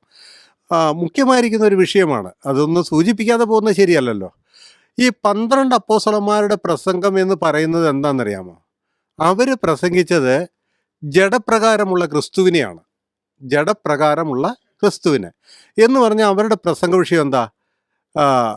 പത്രോസിൻ്റെ അപ്പോസ്തലപ്രവൃത്തി 2-ാം അധ്യായത്തിലെ പ്രസംഗം, ഇതൊക്കെ വായിക്കണം എന്നുണ്ട്. എന്നാലും ചിലപ്പം എല്ലാം വായിച്ചു പോകേണ്ട ആവശ്യമില്ലല്ലോ. നിങ്ങൾ തന്നെ ഒന്ന് വായിച്ചു നോക്കുക. അവിടെ കാണുന്നത് എന്താണ്? ഇസ്രായേൽ ഗോത്രത്തിന്, ഇസ്രായേൽ ജനതയ്ക്ക് രക്ഷകനായിട്ട് വെളിപ്പെട്ടതായിരിക്കുന്ന മശികയായിരുന്നു ഈ പറയുന്നതായിരിക്കുന്ന കർത്താവായ യേശു ക്രിസ്തു. ആ ഇസ്രായേൽ ജനത കാലാകാലങ്ങളായി കാത്ത് ഇരിക്കുന്നതായിരിക്കുന്ന ആ മശികയായിരുന്നു ഈ ഞങ്ങൾ പ്രസംഗിക്കുന്ന ക്രിസ്തു, എന്നാൽ നിങ്ങൾ അവനെ ക്രൂശിച്ചു കൊന്നു എന്നാണ്. നിങ്ങൾ അവനെ ക്രൂശിച്ചു കൊന്നു എന്നാണ്. അപ്പോൾ ഞങ്ങളിത് പറയുമ്പോൾ ചിലരൊക്കെ പറയാറുണ്ട്, ജാതികളുടെ അടുക്കലും അപ്പോസ്തലനായിരിക്കുന്ന പത്രോസല്ലേ പോയത്, പത്രോസ് ജാതികളുടെ അടുത്ത് ഇത് തന്നെയാണോ പറഞ്ഞത് എന്നവർ ചോദിക്കാറുണ്ട്. ഞാൻ ജാതികളുടെ അടുത്ത് അപ്പോസ്തലനായ പത്രോസ് എന്താ പറഞ്ഞതെന്ന് ഞാൻ നിങ്ങളെ ഒരു വാക്യം വായിച്ച് കേൾപ്പിക്കാം. അപ്പോസ്തലപ്രവൃത്തി അതിൻ്റെ 10-ാം അധ്യായത്തിൻ്റെ 36 മുതലുള്ള ചില വാക്യങ്ങൾ നമുക്ക് വായിക്കാം. അപ്പോസ്തലപ്രവൃത്തി അതിൻ്റെ 10-ാം അധ്യായത്തിൻ്റെ 36 മുതൽ. അവൻ എല്ലാവരുടെയും കർത്താവായ യേശുക്രിസ്തു മൂലം സമാധാനം സുവിശേഷിച്ചുകൊണ്ട് ഇസ്രായേൽ മക്കൾക്ക് അയച്ച വചനം. യോഹന്നാൻ പ്രസംഗിച്ച സ്നാനത്തിന്റെ ശേഷം ഗലീലയിൽ തുടങ്ങി യഹൂദയിലൊക്കെയും ഉണ്ടായ വർത്തമാനം. ശ്രദ്ധിക്കണം, യോഹന്നാന്റെ സ്നാനത്തിന് ശേഷം ഗലീലയിൽ തുടങ്ങി യഹൂദയിലൊക്കെയും ഉണ്ടായ വർത്തമാനം. കർത്താവായ യേശുക്രിസ്തുവിൻ്റെ അതെല്ലാം ആ പ്രസംഗം, പത്രോസിൻ്റെ ഓരോ പ്രസംഗവും ശ്രദ്ധിച്ചാൽ കാണാൻ കഴിയും. കർത്താവായ യേശുക്രിസ്തുവിൻ്റെ ഈ ലോകത്തിലെ ജീവിതം, രോഗികളെ സൗഖ്യമാക്കിയത്, അവൻ രോഗികളെ സൗഖ്യമാക്കിയും ബാധിതരെ വിടിവിച്ചും അവൻ ഇസ്രായേൽ ജനത്തിന് വെളിപ്പെടുത്താതിരിക്കുന്ന കാര്യങ്ങളെല്ലാമാണ് പത്രോസിൻ്റെ പ്രസംഗം. അതിൻ്റെ താഴെ നിന്ന് വായിക്കുന്നത്, നസ്രായനായ യേശുവിനെ ദൈവം പരിശുദ്ധാത്മാവിനാലും ശക്തിയാലും അഭിഷേകം ചെയ്തതു, ദൈവം അവനോടുകൂടെ ഇരുന്നതും കൊണ്ട് അവൻ നന്മ ചെയ്തും പിശാചു ബാധിച്ചവരെയൊക്കെയും സൗഖ്യമാക്കുകയും കൊണ്ട് സഞ്ചരിച്ചതുമായ വിവരം തന്നെ നിങ്ങൾ അറിയുന്നുവല്ലോ. കണ്ടോ, പത്രോസിൻ്റെ പ്രസംഗം കേട്ടുവല്ലോ.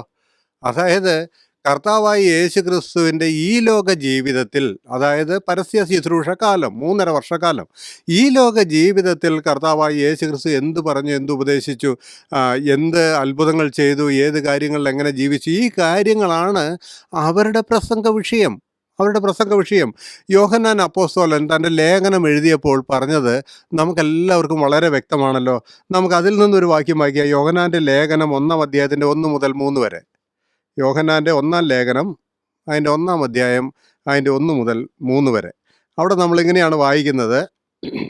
ആദ്യം മുതലുള്ളതും ഞങ്ങൾ കേട്ടതും സ്വന്തം കണ്ണുകൊണ്ട് കണ്ടതും ഞങ്ങൾ നോക്കിയതും ഞങ്ങളുടെ കൈ തൊട്ടതുമായ ജീവന്റെ വചനം സംബന്ധിച്ചു ജീവൻ പ്രത്യക്ഷമായി ഞങ്ങൾ കണ്ടു സാക്ഷീകരിക്കുകയും പിതാവിനോട് കൂടെ ഇരുന്ന് ഞങ്ങൾക്ക് പ്രത്യക്ഷമായ നിത്യജീവനെ നിങ്ങളോട് അറിയിക്കുകയും ചെയ്യുന്നു. ഞങ്ങൾ കണ്ടതും കേട്ടുമുള്ളത് നിങ്ങൾക്ക് ഞങ്ങളോട് കൂട്ടായ്മ ഉണ്ടാകേണ്ടതിന് നിങ്ങളോടും അറിയിക്കുന്നു. കേട്ടോ, അപ്പോസ്തലനായിരിക്കുന്ന യോഹന്നാൻ എന്താ പ്രസംഗിച്ചേ? യോഹന്നാൻ പ്രസംഗിച്ചത് ഞങ്ങൾ കണ്ടത്, ഞങ്ങൾ കേട്ടത്, ഞങ്ങളുടെ സ്വന്തം കൈകൊണ്ട് തൊട്ടതുമായിരിക്കുന്ന ജീവന്റെ വചനം പ്രമാണിച്ച് നിങ്ങളോട് അറിയിക്കുന്നു. ഇനി അത് പറഞ്ഞിട്ട് എന്താ അടുത്ത വാക്യം പറഞ്ഞത്? നിങ്ങൾക്ക് ഞങ്ങളോട് കൂട്ടായ്മ ഉണ്ടാകുവാൻ എന്ന് പറഞ്ഞാൽ കേൾവിക്കാരായിരിക്കുന്ന യഹൂദന്മാരായിരിക്കുന്നവർക്ക് ഇവരോട് അപ്പോസ്തലന്മാരുടെ കൂട്ടായ്മ ഉണ്ടാകുവാൻ ഞങ്ങൾ കണ്ടും കേട്ടുമുള്ളത് നിങ്ങളെ അറിയിക്കുന്നു. അപ്പോൾ ഈ 12 പേരുടെ പ്രസംഗം എന്തായിരുന്നു? അവരെന്താ പറഞ്ഞത്? അവർ പറഞ്ഞത് കർത്താവായ യേശു ക്രിസ്തു ആയിരുന്നു ഇസ്രായേൽ ജനത കാത്ത് ഇരുന്നതായിരിക്കുന്ന മശിഹ. എന്നാൽ ആ മശിഹയെക്കുറിച്ചുള്ളതായിരിക്കുന്ന വിവരണമാണ് അവരുടെ പ്രസംഗം. എന്നിട്ട് അവർ പറഞ്ഞു, എന്നാൽ നമ്മൾ, അല്ലെങ്കിൽ നിങ്ങളുടെ അപ്പന്മാർ, അല്ലെങ്കിൽ നിങ്ങൾ ആ യേശു ക്രിസ്തുവിനെ മരത്തിൽ ക്രൂശിച്ചു കൊന്നു പറഞ്ഞു, നിങ്ങൾ അവന് കുലപാതകന്മാരാകുന്നു എന്ന് പറഞ്ഞു. നോക്കിയേ, 12 പേരുടെ പ്രസംഗത്തിൻ്റെ വ്യത്യാസം കണ്ടോ? അവർ ജഡപ്രകാരമുള്ള ക്രിസ്തുവിനെയാണ് പ്രസംഗിച്ചത്, ജഡപ്രകാരമുള്ള ക്രിസ്തുവിനെ. എന്നാൽ അപ്പോസ്തലനായിരിക്കുന്ന പൗലോസ് എന്താ അതിനെക്കുറിച്ച് പറയുന്നത് അറിയാമോ? നമുക്ക് 2 കൊരിന്ത്യർ ലേഖനം 5:16 ഒന്ന് വായിക്കാം. കൊരിന്ത്യർക്ക് എഴുതിയ 2-ാം ലേഖനം അതിൻ്റെ 5:16. അവിടെ നമ്മളിങ്ങനെ വായിക്കുന്നു, 5:16 വായിക്കുന്നത്, ആകയാൽ ഞങ്ങൾ ഇന്നു മുതൽ ആരെയും ജഡപ്രകാരം അറിയുന്നില്ല, ക്രിസ്തുവിനെ ജഡപ്രകാരം അറിഞ്ഞുവെങ്കിലും ഇനിമേൽ അങ്ങനെ അറിയുന്നില്ല. അവിടെ നമ്മൾ വായിച്ചെന്താ? ഞങ്ങൾ ഇന്നു മുതൽ ആരെയും ജഡപ്രകാരം അറിയുന്നില്ല. ഞാൻ പറഞ്ഞതൊന്നുകൂടെ ശ്രദ്ധിക്കണേ നിങ്ങൾ.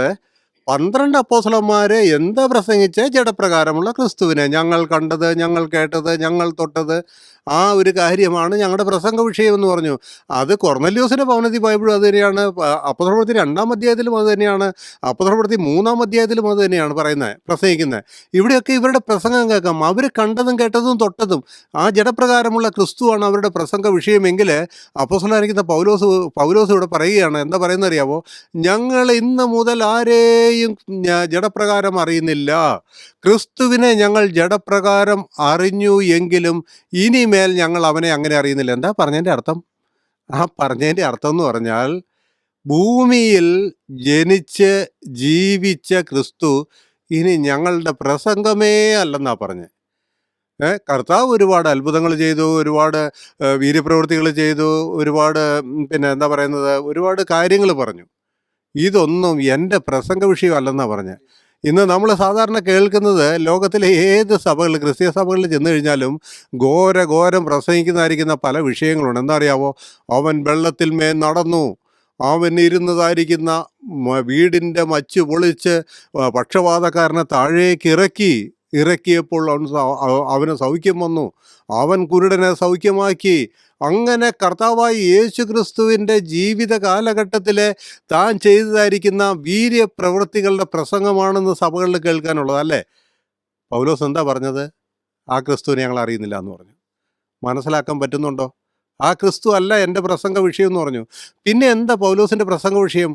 പൗലോസിൻ്റെ പ്രസംഗ വിഷയം എന്താണെന്ന് വെച്ചാൽ, ഗലാത്യ ലേഖനം 6-ാം അധ്യായത്തിൻ്റെ 14-ാം വാക്യത്തിൽ വായിക്കുന്നത്, എനിക്കോ നമ്മുടെ കർത്താവായ യേശു ക്രിസ്തുവിൻ്റെ ക്രൂശിൽ അല്ലാതെ പ്രശംസിക്കാൻ ഇടവരരുത്.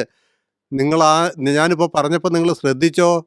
12 അപ്പോസ്തലന്മാർ പറഞ്ഞത്, നിങ്ങൾ കൊലപാതകം ചെയ്തു, ക്രൂശ് ഒരു കൊലപാതക കുറ്റമാണ് നിങ്ങളുടെ മേൽ ചുമത്തുന്നത്, നിങ്ങൾ ക്രിസ്തുവിനെ ക്രൂശിച്ചു എന്ന്, ഒരു കൊലപാതകം ചെയ്തു എന്ന് പറഞ്ഞപ്പോൾ പൗലോസ് പറയുകയാണ്, എനിക്കോ എൻ്റെ കർത്താവായ യേശു ക്രിസ്തുവിൻ്റെ ക്രൂശിൽ അല്ലാതെ പ്രശംസിക്കാനിട വരരുത്. എനിക്ക് മറ്റൊന്നിലും പ്രശംസയില്ലെന്നാണ് പറയുന്നത്. അതുപോലെ തന്നെ 1 കൊരിന്ത്യർ 2:2 പൗലോസ് പറയുന്നത്, ക്രൂശ് പിന്നെ യഹൂദന്മാർ അടയാളം അന്വേഷിക്കുന്നു, യവനന്മാർ ജ്ഞാനം അന്വേഷിക്കുന്നു, ഞങ്ങളോ ക്രൂശിക്കപ്പെട്ട ക്രിസ്തുവിനെ പ്രസംഗിക്കുന്നു. നിങ്ങൾ ശ്രദ്ധിച്ച് നോക്കിക്കേ, ഈ പറയുന്നതായിരിക്കുന്ന പത്രോസിൻ്റെയും ഈ യോഹന്നാൻ്റെയും അല്ലെങ്കിൽ അവരുടെയൊക്കെ പ്രസംഗങ്ങളിൽ ഒന്നും വേണ്ട. സ്തേഫാനോസിൻ്റെ പ്രസംഗം അപ്പോസ്തലപ്രവൃത്തി 7-ാം അധ്യായത്തിൽ കിടപ്പുണ്ടല്ലോ. നിങ്ങൾക്കൊന്ന് കാണിച്ചു തരാമോ? സ്തേഫാനോസ് വലിയൊരു പ്രസംഗം നടത്തിയിട്ട് അവസാനം കല്ലേറ് കൊണ്ട് മരിക്കുന്നത്. നിങ്ങൾക്കൊന്ന് കാണിച്ചു തരാമോ യേശു ക്രിസ്തുവിൻ്റെ ക്രൂശ് മരണം പ്രസംഗിച്ചത്? ആ 7-ാം അധ്യായത്തിൽ പ്രസംഗിച്ചിട്ടില്ല. എന്താ കാരണം? അവർക്കതിൻ്റെ ആവശ്യമില്ല. ക്രൂശിലൂടെയുള്ള രക്ഷയല്ല അവരുടെ വിശ്വാസം.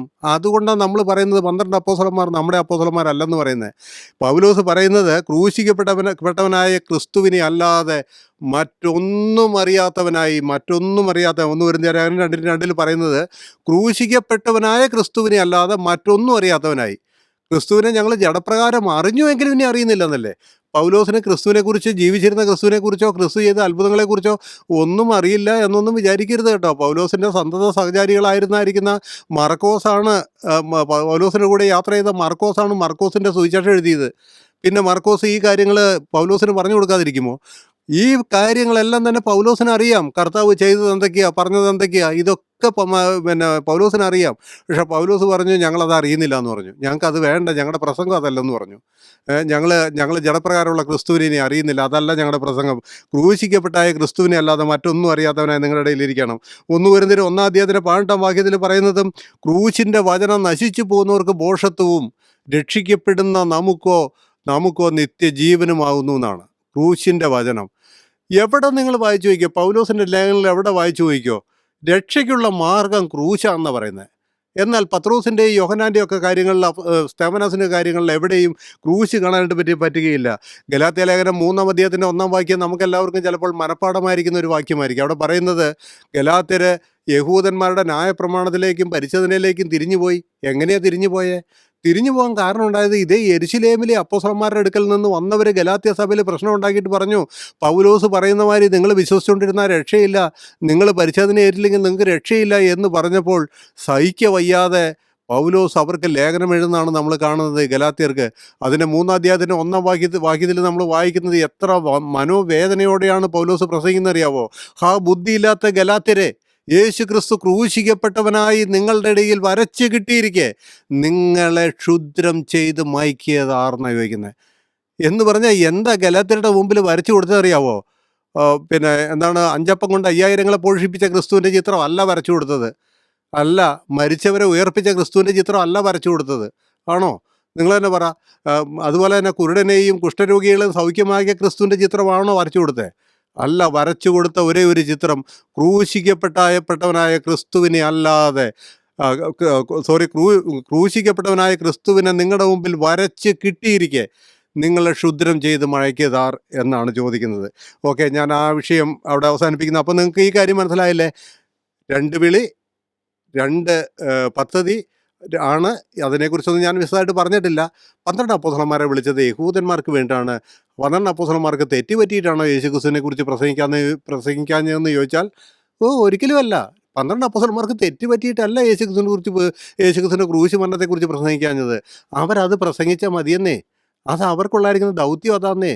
നമ്മുടെ കർത്താവിന് നാം തിരുത്തി കൊടുത്തുകൂടായിരുന്നോ? പത്രോസേ, ഇങ്ങനെയല്ലടാ പ്രസംഗിക്കേണ്ടത്, ഞാൻ നിങ്ങൾക്ക് വേണ്ടി ഞാൻ എൻ്റെ മരണത്തിൽ വിശ്വസിക്കാനായിട്ട് പ്രസംഗിക്കണമെന്ന് കൊടുത്തുകൂടായിരുന്നോ? എന്താ കർത്താവ് പറയാഞ്ഞേ? അത് അവർക്കുള്ളായിരിക്കുന്ന നിർദ്ദേശമല്ല, അവരെ ഏൽപ്പിച്ചതായിരിക്കുന്ന കാര്യവുമല്ല. അതുകൊണ്ട് അവർക്ക് ജീവിച്ച ക്രിസ്തുവിനെ കുറിച്ച്, ജീവിച്ച് മരിച്ച ആ കർത്താവിനെ കുറിച്ച് പ്രസംഗിച്ചാൽ മതി. ആ കുരിശല്ല അവരുടെ രക്ഷയുടെ ആധാരം എന്നുള്ളത് മനസ്സിലാക്കണം. ശരി, ഞാൻ എൻ്റെ അടുത്ത ഘട്ടത്തിലേക്ക് വരട്ടെ. പത്രോസിനും കൂട്ടർക്കും അറിയാത്തതും പൗലോസിന് മാത്രം വെളിപ്പെട്ടതുമായിരിക്കുന്ന ചില ദൈവിക രഹസ്യങ്ങൾ ഞാൻ നിങ്ങളോട് പങ്കുവയ്ക്കാണ്ട് ആഗ്രഹിക്കുന്നു. പത്രോസിനും കൂട്ടർക്കും അറിയാത്തതും പൗലോസിന് മാത്രം വെളിപ്പെട്ടതുമായിരിക്കുന്ന ചില രഹസ്യങ്ങൾ കൂടെ ഇതിനോട് കൂടെ നിങ്ങളോട് പങ്കുവയ്ക്കാനായിട്ട് ഞാൻ ആഗ്രഹിക്കുന്നു. ഒന്നാമതായിട്ട് ഞാൻ പറയാനായിട്ട് ആഗ്രഹിക്കുന്നത് എന്താണെന്നറിയാവോ? സഭ ക്രിസ്തുവിൻ്റെ ശരീരമാണെന്ന് പൗലോസ് അപ്പോസ്തലനല്ലാതെ ഈ 12 അപ്പോസ്തലന്മാർ എവിടെയെങ്കിലും പറഞ്ഞിട്ടുണ്ടോ? നിങ്ങൾ കേട്ടിട്ടുണ്ടോ എവിടെയെങ്കിലും? ശരി, പത്രോസ് 2 ലേഖനം എഴുതി, യാക്കോബ് 1 ലേഖനം എഴുതി, യോഹന്നാൻ 3 ലേഖനം എഴുതി, അതുപോലെ തന്നെ യൂദ 1 ലേഖനം എഴുതി. അത് കഴിഞ്ഞിട്ട് യോഹന്നാന് വെളിപ്പാട് എന്ന് പറയുന്ന വെളിപ്പാട് പുസ്തകവും കൊടുത്തു. ഇവിടെ എവിടെയെങ്കിലും കർത്താവിൻ്റെ സഭ, അതായത് ഈ കാലഘട്ടത്തിലെ സഭ കർത്താവിൻ്റെ ശരീരമാണ്, കർത്താവ് അതിൻ്റെ ശിരസാണ് എന്നിവരാരെങ്കിലും പ്രസംഗിച്ചിട്ടുണ്ടോ? എന്താ പ്രസംഗിക്കാഞ്ഞേ? അതിൻ്റെ ഭാഗമല്ല അവരതിൻ്റെ ഭാഗമാണെങ്കിലല്ലേ അവർക്കത് മനസ്സിലാകുകയുള്ളൂ. അവരതിൻ്റെ ഭാഗമല്ല. അതുകൊണ്ട് അവരാരും പ്രസംഗിച്ചുമില്ല, അവർക്ക് ആർക്കും അറിയില്ല. കൊലോസ്യ ലേഖനം 1-ാം അധ്യായത്തിൻ്റെ 18-ാമത്തെ വാക്യത്തിൽ, കൊലോസ്യ ലേഖനം 1-ാം അധ്യായത്തിൻ്റെ 18-ാമത്തെ വാക്യം, അവിടെ നമ്മൾ വായിക്കുന്നത് എങ്ങനെയാണ് പൗലോസിൻ്റെ പ്രസംഗം? അവൻ സഭ എന്ന ശരീരത്തിന്റെ തലയുമാകുന്നു. സകലത്തിലും താൻ മുമ്പനാകേണ്ടതിന് അവൻ ആരംഭവും മരിച്ചവരുടെ ഇടയിൽ നിന്ന് ആദ്യനായി എഴുന്നേറ്റവനുമാകുന്നു. അതെ, എഫേസ്യ ലേഖനം 1:23 കൂടി വായിക്കാം. എഫേസ്യ ലേഖനം 1:23. ഇവിടെ നമ്മൾ വായിച്ച കൊലോസ്യ ലേഖനത്തിൽ നമ്മൾ വായിച്ചത് അവൻ സഭ എന്ന ശരീരത്തിൻ്റെ തലയുമാകുന്നു. കർത്താവായ യേശു ക്രിസ്തുവിൻ്റെ ശിരസിന് കീഴിലെ ശരീരമാണ് ഇന്നത്തെ ക്രിസ്ത്യാനികൾ, അല്ലെങ്കിൽ ക്രിസ്ത്യാനികൾ എന്ന് ഞാൻ പറഞ്ഞാൽ യേശു ക്രിസ്തുവിൻ്റെ രക്തത്താൽ വീണ്ടെടുക്കപ്പെട്ടവരുടെ കൂട്ടം എന്ന് പറയുന്നത്. ഇത് 12 അപ്പോസ്തലന്മാർക്ക് വെളിപ്പെട്ട കാര്യമല്ല, അവർ അതിൻ്റെ ഭാഗവുമല്ല. അവർ ഏതിൻ്റെ ഭാഗമാണെന്നറിയാമോ? സ്വർഗരാജ്യം എന്നുള്ളായിരിക്കുന്ന കിങ്ഡം ഗോസ്പലിൻ്റെ ഭാഗമാണ് അവർ. അത് നമ്മൾ മനസ്സിലാക്കണം. എഫേസ്യ ലേഖനം 1:23 വായിക്കുന്നത്, അവനെ സർവ്വത്തിനും മീതെ തലയാക്കി എല്ലാറ്റിലും എല്ലാം നിറയ്ക്കുന്നവന്റെ നിറവായിരിക്കുന്ന അവന്റെ ശരീരമായ സഭയ്ക്ക് കൊടുക്കുകയും ചെയ്തിരിക്കുന്നു. അവൻ്റെ ശരീരമായിരിക്കുന്ന സഭയ്ക്ക്. ഒരുപാട് വാക്യങ്ങളുണ്ട്, എല്ലാം വായിക്കേണ്ടെന്ന് ഓർത്തിട്ടാണ്. അപ്പോൾ ആ കാര്യം മനസ്സിലായല്ലോ. മറ്റവർക്ക് 12 അപ്പോസ്തലന്മാർ 12 പേർക്ക് മനസ്സിലാകാത്തൊരു കാര്യമാണ് ബോഡി ഓഫ് ക്രൈസ്റ്റ് എന്ന് പറയുന്നതായിരിക്കുന്ന ഈ സഭ കർത്താവിൻ്റെ ബോഡിയാണ്, അല്ലെങ്കിൽ ശരീരമാണെന്ന് മനസ്സിലാകാത്തൊരു കാര്യമാണ്. കാരണം അവരതിൻ്റെ ഭാഗവാക്കുകളല്ല എന്നുള്ളത് തന്നെയാണ്. രണ്ടാമത്തെ കാര്യം ഞാൻ നിങ്ങളോട് പറയട്ടെ. പൗലോസ് അപ്പോസ്തലൻ നമ്മൾ എന്തിനു വേണ്ടി കാത്തിരിക്കുന്നവരാണെന്നാണ് പറഞ്ഞേ? ഏത് സ്ഥലത്തേക്ക് പോകാൻ വേണ്ടി കാത്തിരിക്കുന്നവരാണെന്നാണ് പറഞ്ഞേ? നിങ്ങൾക്കെല്ലാവർക്കും അറിയാമല്ലോ. നമ്മുടെ എല്ലാവരുടെയും പ്രത്യാശ എന്താ? നമ്മൾ സ്വർഗത്തിലേക്കാണ് പോകുന്നത്, അല്ലേ? ഫിലിപ്പിയ ലേഖനം 3:20 നിങ്ങൾക്ക് എല്ലാവർക്കും കാണാതറിയാം. ആ വാക്യം പറയുന്നത് നമ്മുടെ പൗരത്വമോ സ്വർഗത്തിലാകുന്നു, അവിടെ നിന്ന് കർത്താവായി യേശു ക്രിസ്തു രക്ഷിതാവായി വരുമെന്ന് നാം കാത്തിരിക്കുന്നു. നമ്മുടെ പൗരത്വം എവിടെയാന്ന് പറഞ്ഞേ? സ്വർഗത്തിലാവുന്നു. കൊലോസ്യ ലേഖനം 3-ാം അധ്യായത്തിന് ഒന്നുമുള്ള വാക്യങ്ങൾ വായിക്കുന്നത്, ആകയാൽ നിങ്ങൾ ക്രിസ്തുവിനോട് കൂടെ ഉയർത്തെഴുന്നേറ്റിരിക്കുന്നു എങ്കിൽ ക്രിസ്തു ദൈവത്തിൻ്റെ വലതുഭാഗത്തിരിക്കുന്നിടമായ ഉയരത്തിലുള്ളത് അന്വേഷിപ്പിൻ, ഭൂമിയിലുള്ളതല്ല ഉയരത്തിലുള്ളത് തന്നെ ചിന്തിപ്പിൻ. ഇതിലും വ്യക്തത പിന്നെ ഇനി എന്താ വേണ്ടേ? നമ്മൾ ചിന്തിക്കാനുള്ളത്, നമ്മൾ അന്വേഷിക്കാനുള്ളത് ഉയരത്തിലുള്ളതാണെന്ന് പറഞ്ഞാൽ, ഭൂമിയിലുള്ളതല്ലെന്നാണ് പറഞ്ഞത്. എന്നിട്ട് നിങ്ങൾ നേരെ 12 അപ്പോസ്തലന്മാരുടെ ഉപദേശത്തിലേക്ക് വരിക. നിങ്ങൾ അതിൽ നിന്ന് കണ്ടെടുക്കുക. എവിടെയെങ്കിലും ഞാൻ പറഞ്ഞല്ലോ, അവരുടെ ലേഖനങ്ങളിലോ അവരുടെ പ്രസംഗങ്ങളിലോ ഒന്ന് കണ്ടെടുക്കുക. നമ്മളെല്ലാം സ്വർഗത്തിലേക്ക് പോകുമെന്ന് അവർ പറഞ്ഞ വാക്കൊന്ന് കണ്ടെടുക്കുക. കണ്ടെടുക്കാൻ പറ്റുമോ? പറ്റുകയില്ല. എന്താ കാരണം? കാരണം അവരുടെ ദൗത്യം അതല്ല, അവരെ വിളിച്ചിരിക്കുന്ന വിളിയും അതല്ല, അവരെ ഏൽപ്പിച്ചിരിക്കുന്ന അവരുടെ പ്രോഗ്രാം അതല്ല. അതുകൊണ്ട് തന്നെ പത്രോസ് എന്താണ് അതിനെക്കുറിച്ച് പറയുന്നതെന്നറിയാമോ? അപ്പോസ്തല പ്രവൃത്തി 3-ാം അധ്യായത്തിൻ്റെ 19-20 വാക്യം നമുക്കൊന്ന് വായിക്കാം. അപ്പോസ്തല പ്രവൃത്തി 3-ാം അധ്യായം 19-20. ആകയാൽ നിങ്ങളുടെ പാപങ്ങളും മാഞ്ഞു കിട്ടേണ്ടതിന് മാനസാന്തരപ്പെട്ട് തിരിഞ്ഞുകൊള്ളുവിൻ. എന്നാൽ കർത്താവിൻ്റെ സമൂഹത്തുനിന്ന് ആശ്വാസകാലങ്ങൾ വരികയും നിങ്ങൾക്ക് മുൻ നിയമിക്കപ്പെട്ട ക്രിസ്തുവായ യേശുവിനെ അവൻ അയക്കുകയും ചെയ്യും. അവൻ അയക്കുകയും ചെയ്യും. അങ്ങോട്ട് അയക്കും? ഭൂമിയിലേക്ക്. നിങ്ങൾക്ക് മുൻ നിയമിക്കപ്പെട്ടായിരിക്കുന്ന ക്രിസ്തുവിനെ ഭൂമിയിലേക്ക് അയച്ചു തരും. കണ്ടോ, നമ്മൾ അങ്ങോട്ട് പോകും എന്നാണ് പറഞ്ഞത്. നിങ്ങൾക്ക് ആശ്വാസകാലങ്ങൾ വരും, ക്രിസ്തുവിനെ ഇങ്ങോട്ട് അയച്ചു തരുമെന്ന. അവരുടെ പ്രതീക്ഷയും പ്രത്യാശയും മുഴുവൻ ഭൂമിയാണ്. അവർക്ക് അതിനപ്പുറത്ത് യാതൊരു വെളിപ്പാടുമില്ല. പത്രോസ് അപ്പോസ്തലൻ എഴുതിയപ്പോഴും പറഞ്ഞതാ, 2 പത്രോസിൻ്റെ ലേഖനം 3-ാം അധ്യായത്തിൻ്റെ 3-ാം വാക്യം. പത്രോസിൻ്റെ എഴുത്തുകളിലും ഇത് തന്നെയാണ്. നമ്മൾ എന്തിനു വേണ്ടിയിട്ടാണ് കാത്തിരിക്കുന്നത്? നീതി വസിക്കുന്ന പുതിയ ആകാശത്തിന്. ആ വാക്യം ഒന്ന് വായിക്കാം. 2 പത്രോസ് 3:3. അവൻ്റെ പ്രത്യക്ഷതയുടെ വാഗ്ദത്തം എവിടെ? പിതാക്കന്മാർ നിദ്ര കൊണ്ട ശേഷം സകലവും സൃഷ്ടിയുടെ ആരംഭത്തിൽ ഇരുന്നതുപോലെ തന്നെ ഇരിക്കുന്നു എന്ന് പറഞ്ഞു. സ്വന്തം മോഹങ്ങളെ അനുസരിച്ച് നടക്കുന്ന പരിഹാസികൾ പരിഹാസത്തോടെ അന്ത്യകാലത്ത് വരുമെന്ന് വിശേഷാൽ അറിഞ്ഞുകൊള്ളുവിൻ. കഴിഞ്ഞു. അവിടെ നമ്മൾ വായിക്കുന്നത് 3:3 എന്താ? നാം നീതി വസിക്കുന്ന, നാം അവൻ്റെ വാഗ്ദത്ത പ്രകാരം നീതി വസിക്കുന്ന പുതിയ, 2 പത്രോസാണ് വെച്ചത്, നീതി വസിക്കുന്ന പുതിയ ആകാശത്തിനും പുതിയ ഭൂമിക്കുമായിട്ട് കാത്തിരിക്കുന്നു എന്നാണ്. നാം നീതി വസിക്കുന്ന പുതിയ ആകാശത്തിനും പുതിയ ഭൂമിക്കും വേണ്ടി നമ്മൾ സ്വർഗത്തിലേക്ക് പോകുമെന്നല്ല പത്രോസ് പറഞ്ഞത്. ഭൂമി, ദൈവത്തിൻ്റെ സാമ്രാജ്യം ഇങ്ങോട്ട് വരും, അതിലേക്ക് നമ്മൾ പ്രവേശിക്കുമെന്നാണ് പത്രോസ് പറഞ്ഞത്. ഓക്കെ, അപ്പം ഞാൻ 2 കാര്യങ്ങൾ, അതായത് ഉപദേശത്തിലെ വ്യത്യാസം, പൗലോസിൻ്റെ ഉപദേശത്തിലെ വ്യത്യാസം, പത്രോസിൻ്റെയും മറ്റുള്ള കൂടെയുള്ള 12 പേരുടെയും ഉപദേശത്തിലെ വ്യത്യാസത്തിൽ 2 ഞാൻ പറഞ്ഞു. ഒന്നാമത്തത് സഭ ക്രിസ്തുവിൻ്റെ ശരീരമാണെന്ന കാര്യം അവർക്ക് ആർക്കും അറിയില്ലായിരുന്നു എന്ന് പറഞ്ഞു. രണ്ടാമത്തത് നമ്മുടെ അവകാശം സ്വർഗമാണ് എന്ന്, അതായത് ബോഡി ഓഫ് ക്രൈസ്റ്റ് സ്വർഗത്തിന് വേണ്ടിയിട്ടുള്ളവരാണ് എന്ന് 12 അപ്പോസ്തലന്മാർക്ക് അറിയില്ലായിരുന്നു എന്നുള്ളതായിരിക്കുന്ന കാര്യം ഞാൻ പറഞ്ഞു. മൂന്നാമതായിട്ട് ഞാൻ പറയാൻ ആഗ്രഹിക്കുന്നത്, സഭയുടെ ഉൽപ്രാവണം എന്ന് പറയുന്നതായിരിക്കുന്ന ഒരു കാര്യം അവർക്ക് ആർക്കെങ്കിലും മനസ്സിലായിട്ടുണ്ടോ? എവിടെയെങ്കിലും പറഞ്ഞിട്ടുണ്ടോ? ജീവനോടിരിക്കുന്നവർ രൂപാന്തരപ്പെട്ട്, നമുക്ക് ആ വാക്യമൊക്കെ അറിയാമല്ലോ അല്ലേ? 2 തെസ്സലോനിക്ക ലേഖനം 4-ാം അധ്യായത്തിൻ്റെ 16-17 വാക്യങ്ങളിലൊക്കെ നമ്മൾ വായിക്കുന്നത് എങ്ങനെയാ? കർത്താവ് താൻ ഗംഭീരനാദത്തോടും പ്രധാന ദൂതൻ്റെ ശബ്ദത്തോടും ദൈവത്തിൻ്റെ കാഹളത്തോടും സ്വർഗത്തിൽ നിന്ന് ഇറങ്ങി വരികയും ക്രിസ്തുവിൽ മരിച്ചവർ മുമ്പേ ഉയർന്നേൽക്കുകയും പിന്നെ ജീവനോടെ ശേഷിക്കുന്ന നാം അവരോടൊരുമിച്ച് മേഘങ്ങളിൽ എടുക്കപ്പെടുകയും ചെയ്യും. ഇങ്ങനെ നാം എപ്പോഴും ക്രിസ്തുവിനോട് കൂടിയായിരിക്കും. ഇതല്ലേ പൗലോസ് സഭയുടെ അന്ത്യത്തെക്കുറിച്ച് പറഞ്ഞത്? എന്ന് ബോഡി ഓഫ് ക്രൈസ്റ്റ് അവസാനിക്കും എന്നുള്ളതിന് പൗലോസ് പറഞ്ഞായിരിക്കുന്ന വ്യക്തമായ ഉത്തരവിത. എന്ത്? ഉൽപ്രാവണം. കർത്താവായ യേശു ക്രിസ്തു മധ്യാകാശം വരും, സഭ ഉൽപ്രാവണത്തിൽ എടുക്കപ്പെടും എന്നുള്ളതായിരിക്കുന്ന വ്യക്തമായ ഉപദേശം പറഞ്ഞത് പൗലോസിനാണ്. എന്താ ഇതിനെക്കുറിച്ചൊന്നും 12 അപ്പോസ്തലന്മാർക്ക് ഒന്നും മനസ്സിലാകാഞ്ഞേ? നിങ്ങൾ വെറുതെ ഒന്ന് ചിന്തിക്കുക, നിങ്ങളുടെ ഹൃദയത്തിൽ ഒന്ന് ചിന്തിക്കുക, എന്താ ഇവരിത് പറയാത്തേ? ഇവർക്ക് ആർക്കും ഇതൊന്നും ബോധ്യം വരാത്ത എന്താ? ഞങ്ങളിതൊക്കെ പറയുമ്പോൾ ഇത് രണ്ടും 2 പദ്ധതിയാണ്, ഇത് രണ്ടും 2 ഉപദേശമാണ്, 2 വാഗ്ദത്തങ്ങളാണ് എന്നൊക്കെ പറയുമ്പോൾ ഞങ്ങളെ കുറ്റപ്പെടുത്താൻ മാത്രമാണ് നിങ്ങളിരിക്കുന്നത്. നിങ്ങളുടെ ഹൃദയം കൊണ്ട് ബുദ്ധി കൊണ്ടൊന്ന് ചിന്തിക്കുക.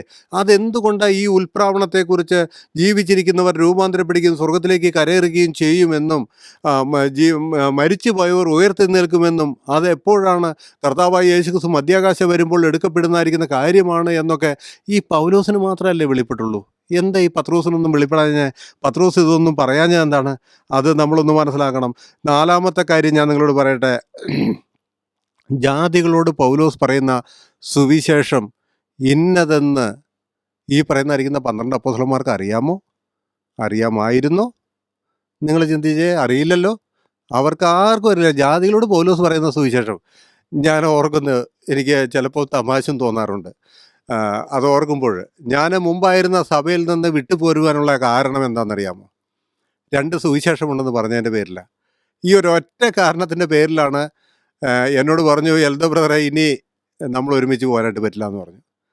ഈ ഒരൊറ്റ കാരണത്തിൻ്റെ പേരിൽ ഞാൻ അത് സന്തോഷത്തോടെ ഏറ്റെടുത്തു. കാരണം ദൈവവചനത്തിലെ മഹാരഹസ്യം അല്ലെങ്കിൽ സത്യമാണത്. പിന്നെ ഞാൻ ആ സത്യത്തിനെതിരെ നിൽക്കണമോ? അപ്പം ഞാൻ ആ കാര്യത്തിന് വേണ്ടി ഉറച്ചു നിന്നു. 2 സുവിശേഷമുണ്ടെന്ന്. ഞാൻ ചോദിക്കട്ടെ, പത്രോസിന് അറിയായിരുന്നോ പൗലോസിൻ്റെ ജാതികളുടെ ഇടയിലുള്ളായിരിക്കുന്ന സുവിശേഷ ഘോഷണം? നിങ്ങളൊന്ന് ചിന്തിച്ച് നോക്കിയേ. ഗലാത്യ ലേഖനം 2-ാം അധ്യായത്തിലേക്ക് നമുക്ക് വരാം. ഗലാത്യ ലേഖനം അതിൻ്റെ 2-ാം അധ്യായം. അവിടെ നമ്മൾ വായിക്കുന്നത് എങ്ങനെയാണ്? അതിൻ്റെ 1 മുതലുള്ള വാക്യങ്ങളിൽ 14 ആണ്ട് കഴിഞ്ഞിട്ട് ഞാൻ ബർന്നബാസുമായി തീത്തോസിനെയും കൂട്ടിക്കൊണ്ട് വീണ്ടും യെരുശലേമിലേക്ക് പോയി. ഞാനൊരു വെളിപ്പാട് അനുസരിച്ചത്രേ പോയത്. ഞാൻ ഓടിയതോ വെറുതെ എന്ന് വരാതിരിപ്പാൻ ഞാൻ ജാതികളുടെ ഇടയിൽ പ്രസംഗിക്കുന്ന സുവിശേഷം അവരോട് വിശേഷാൽ പ്രമാണികളോട് വിവരിച്ചു. ആരാ പ്രമാണികൾ? 12 പേര്, 12 അപ്പോസ്തലന്മാർ, യെരുശലേമിലെ മൂപ്പന്മാരും. ഞാൻ 14 ആണ്ട് കഴിഞ്ഞിട്ട് യെരുശലേമിലേക്ക് പോയി. എന്തിനാ പോയത്? ഞാൻ ഓടിയതോ വെറുതെ എന്ന് വരാതിരിപ്പാൻ ഞാൻ ജാതികളുടെ ഇടയിൽ പറയുന്ന സുവിശേഷം എന്താണെന്ന് അവരോട് പറയാനാ പോയെന്ന്. നിങ്ങൾ ചിന്തിച്ചു നോക്കിക്കേ. ജാതികളുടെ ഇടയിൽ പൗലോസും ബർന്നബാസും പറയുന്ന സുവിശേഷം തന്നെയാണ് യെരുശലേമിലെ 12 അപ്പോസ്തലന്മാർ പ്രസംഗിക്കുന്നതെങ്കിൽ പിന്നെ എന്തിനാണ് ഈ പറയുന്നതായിരിക്കുന്ന പൗലോസും ബർന്നബാസും തീത്തോസും കൂടെ കൂടിയിട്ട് ഈ ഞങ്ങൾ പറയുന്ന സുവിശേഷം ഇന്നതാട്ടോ എന്ന് ധരിപ്പിക്കാൻ അങ്ങോട്ട് പോയത്? ഇവർക്കൊക്കെ ഒരു സുവിശേഷം ഉള്ളെങ്കിൽ, ഞാൻ പറഞ്ഞില്ലേ, എന്നെ ആദ്യത്തെ സഭയിൽ എനിക്ക് മുടക്കം വന്നത് തന്നെ 2 സുവിശേഷം ഉണ്ടെന്ന് പറഞ്ഞതിൻ്റെ പേരില്ല. ഇത്രയും വ്യക്തമായി ദൈവവചനം നമുക്ക് വരച്ച് കിട്ടിയിരിക്കെ ഇതൊക്കെ കണ്ണടച്ച് തള്ളിക്കളയുന്നതായിരിക്കുന്ന സമൂഹത്തോട് നമുക്ക് എന്ത് പറയാനാ? സഹതാപം തോന്നുക എന്നല്ലാതെ. എന്നെ കേൾക്കുന്നവരെ, നിങ്ങളൊന്ന് മനസ്സിലാക്കുക. ദൈവത്തിൻ്റെ 2 പദ്ധതികൾ മനസ്സിലാക്കുക. ഒന്ന് സ്വർഗത്തെ വീണ്ടെടുക്കുന്ന പദ്ധതി, ഒന്ന് ഭൂമിയെ വീണ്ടെടുക്കുന്ന പദ്ധതി. ഈ കാര്യം മനസ്സിലാക്കുക. ഇതിനു വേണ്ടിയിട്ടാണ്, ഞാനത് എപ്പോഴും പറയാറുണ്ട്, ഇതിനു വേണ്ടിയിട്ടാണ് 12 അപ്പോസ്തലന്മാർ ഊർജ്ജസ്വലന്മാരായിരിക്കുമ്പോൾ, ആരോഗ്യവാന്മാരായി, വലിയ പ്രായമൊന്നും ആകാതെ നല്ല പ്രായത്തിലിരിക്കുന്ന സമയത്ത് ഒരു 13ാമത്തെ അപ്പോസ്തലനെ കൂടെ വിളിച്ചത്. അല്ലെങ്കിൽ പിന്നെ എന്തിനാ പൗലോസിനെ വിളിക്കേണ്ട ആവശ്യം? ദൈവത്തിൻ്റെ ആ പദ്ധതി തന്നെയാണ് ഈ പദ്ധതിയെങ്കിൽ, ഇതെല്ലാം ഒരേ ലൈനിൽ ഒന്നിച്ചു പോകുന്ന പദ്ധതിയാണെങ്കിൽ എന്തിനാ വിളിക്കേണ്ട ആവശ്യമില്ലല്ലോ. അതിൽ നിന്ന് തന്നെ നമുക്ക് ഈ കാര്യങ്ങൾ തിരിച്ചെടുത്തുകൂടെ? ഞങ്ങളിതെല്ലാം നിങ്ങളോടിങ്ങനെ നിരന്തരം പറഞ്ഞുകൊണ്ടിരിക്കുന്നത് കേൾക്കുന്നവർക്കൊന്ന് ഈ കാര്യങ്ങളൊന്ന് ബോധ്യം വരട്ടെ, ദൈവം നിങ്ങളുടെ ഹൃദയത്തോട് ഇടപെടട്ടെ എന്നുള്ളതായിരിക്കുന്ന കാര്യമാണ്. അപ്പോൾ ഞാൻ പത്രോസിനും 12 അപ്പോസ്തലന്മാർക്കും അറിയാത്തതും പൗലോസിന് അറിയുന്നതുമായിരിക്കുന്ന 4 കാര്യങ്ങൾ പറഞ്ഞു. ഞാൻ ഇനി റിപ്പീറ്റ് ചെയ്യുന്നില്ല. 5-ാമത്തെ കാര്യം ഞാൻ നിങ്ങളോട് പറയട്ടെ. 5-ാമത്തെ കാര്യം, ന്യായപ്രമാണം ഇന്ന് ആവശ്യമില്ല എന്ന കാര്യം 12 അപ്പോസ്തലന്മാർക്ക് അറിയവേയില്ല. ഇല്ല. ന്യായപ്രമാണം കൊണ്ടല്ല ആരും രക്ഷ പ്രാപിക്കുന്നത്. ന്യായപ്രമാണത്താൽ ഒരു ജഡവും നീതീകരിക്കപ്പെടുകയില്ല എന്ന് പൗലോസ് പറയുമ്പോൾ യെരുശലേമിലെ അപ്പോസ്തലന്മാർ എന്താ പറഞ്ഞെന്നറിയാവോ? ഞാൻ നിങ്ങളെ വായിച്ച് കേൾപ്പിക്കാം. നമുക്ക് 1-2 വാക്യങ്ങൾ വായിക്കാം. റോമാലേഖനം 3-ാം അധ്യായത്തിൻ്റെ 20-ാം വാക്യം. റോമാലേഖനം 3-ാം അധ്യായം 20-ാമത്തെ വാക്യം. അതുകൊണ്ട് ന്യായപ്രമാണത്തിന്റെ പ്രവൃത്തികളാൽ ഒരു ജഡവും അവന്റെ സന്നിധിയിൽ നീതീകരിക്കപ്പെടുകയില്ല. ന്യായപ്രമാണത്തിന്റെ പ്രവൃത്തികളാൽ ഒരു ജഡവും അവന്റെ സന്നദ്ധിയിൽ നീതീകരിക്കപ്പെടുകയില്ല. ഇത് പൗലോസിന്റെ വാക്കുകളാണ്. അപ്പോൾ ഈ വ്യത്യാസമാണ് ഞാൻ പറഞ്ഞു വരുന്നത്. ഓക്കെ, ഗലാത്യ ലേഖനം 5:4 വായിക്കാം. ന്യായപ്രമാണത്താൽ നീതീകരിക്കപ്പെടുവാൻ ഇച്ഛിക്കുന്ന നിങ്ങൾ ക്രിസ്തുവിനോട് വേർപെട്ടു പോയി. നിങ്ങൾ കൃപയിൽ നിന്ന് വീണുപോയി. ഞങ്ങളോ വിശ്വാസത്താൽ നീതി ലഭിക്കുമെന്നുള്ള പ്രത്യാശയെ നിവൃത്തിയെ ആത്മാവിനാൽ കാത്തിരിക്കുന്നു. ഇത് എന്തുകൊണ്ടാ ഗലാത്യരോട് പറഞ്ഞേ? ഗലാത്യരെ, ഞാൻ ആദ്യം പറഞ്ഞില്ലേ, യഹൂദിയിൽ നിന്ന് വന്നായിരിക്കുന്ന അപ്പോസ്തലന്മാർ, യഹൂദിയിൽ നിന്ന് വന്നായിരിക്കുന്ന അപ്പോസ്തലന്മാർ എന്ത് പറഞ്ഞെന്നറിയാമോ? പരിച്ഛേദനയാക്കണം, ന്യായപ്രമാണം അനുസരിക്കണം, രക്ഷ പ്രാപിക്കാൻ. ഗലാത്യരോട് പറയാം, യെരുശലേമിൽ നിന്ന് വന്നവരെ.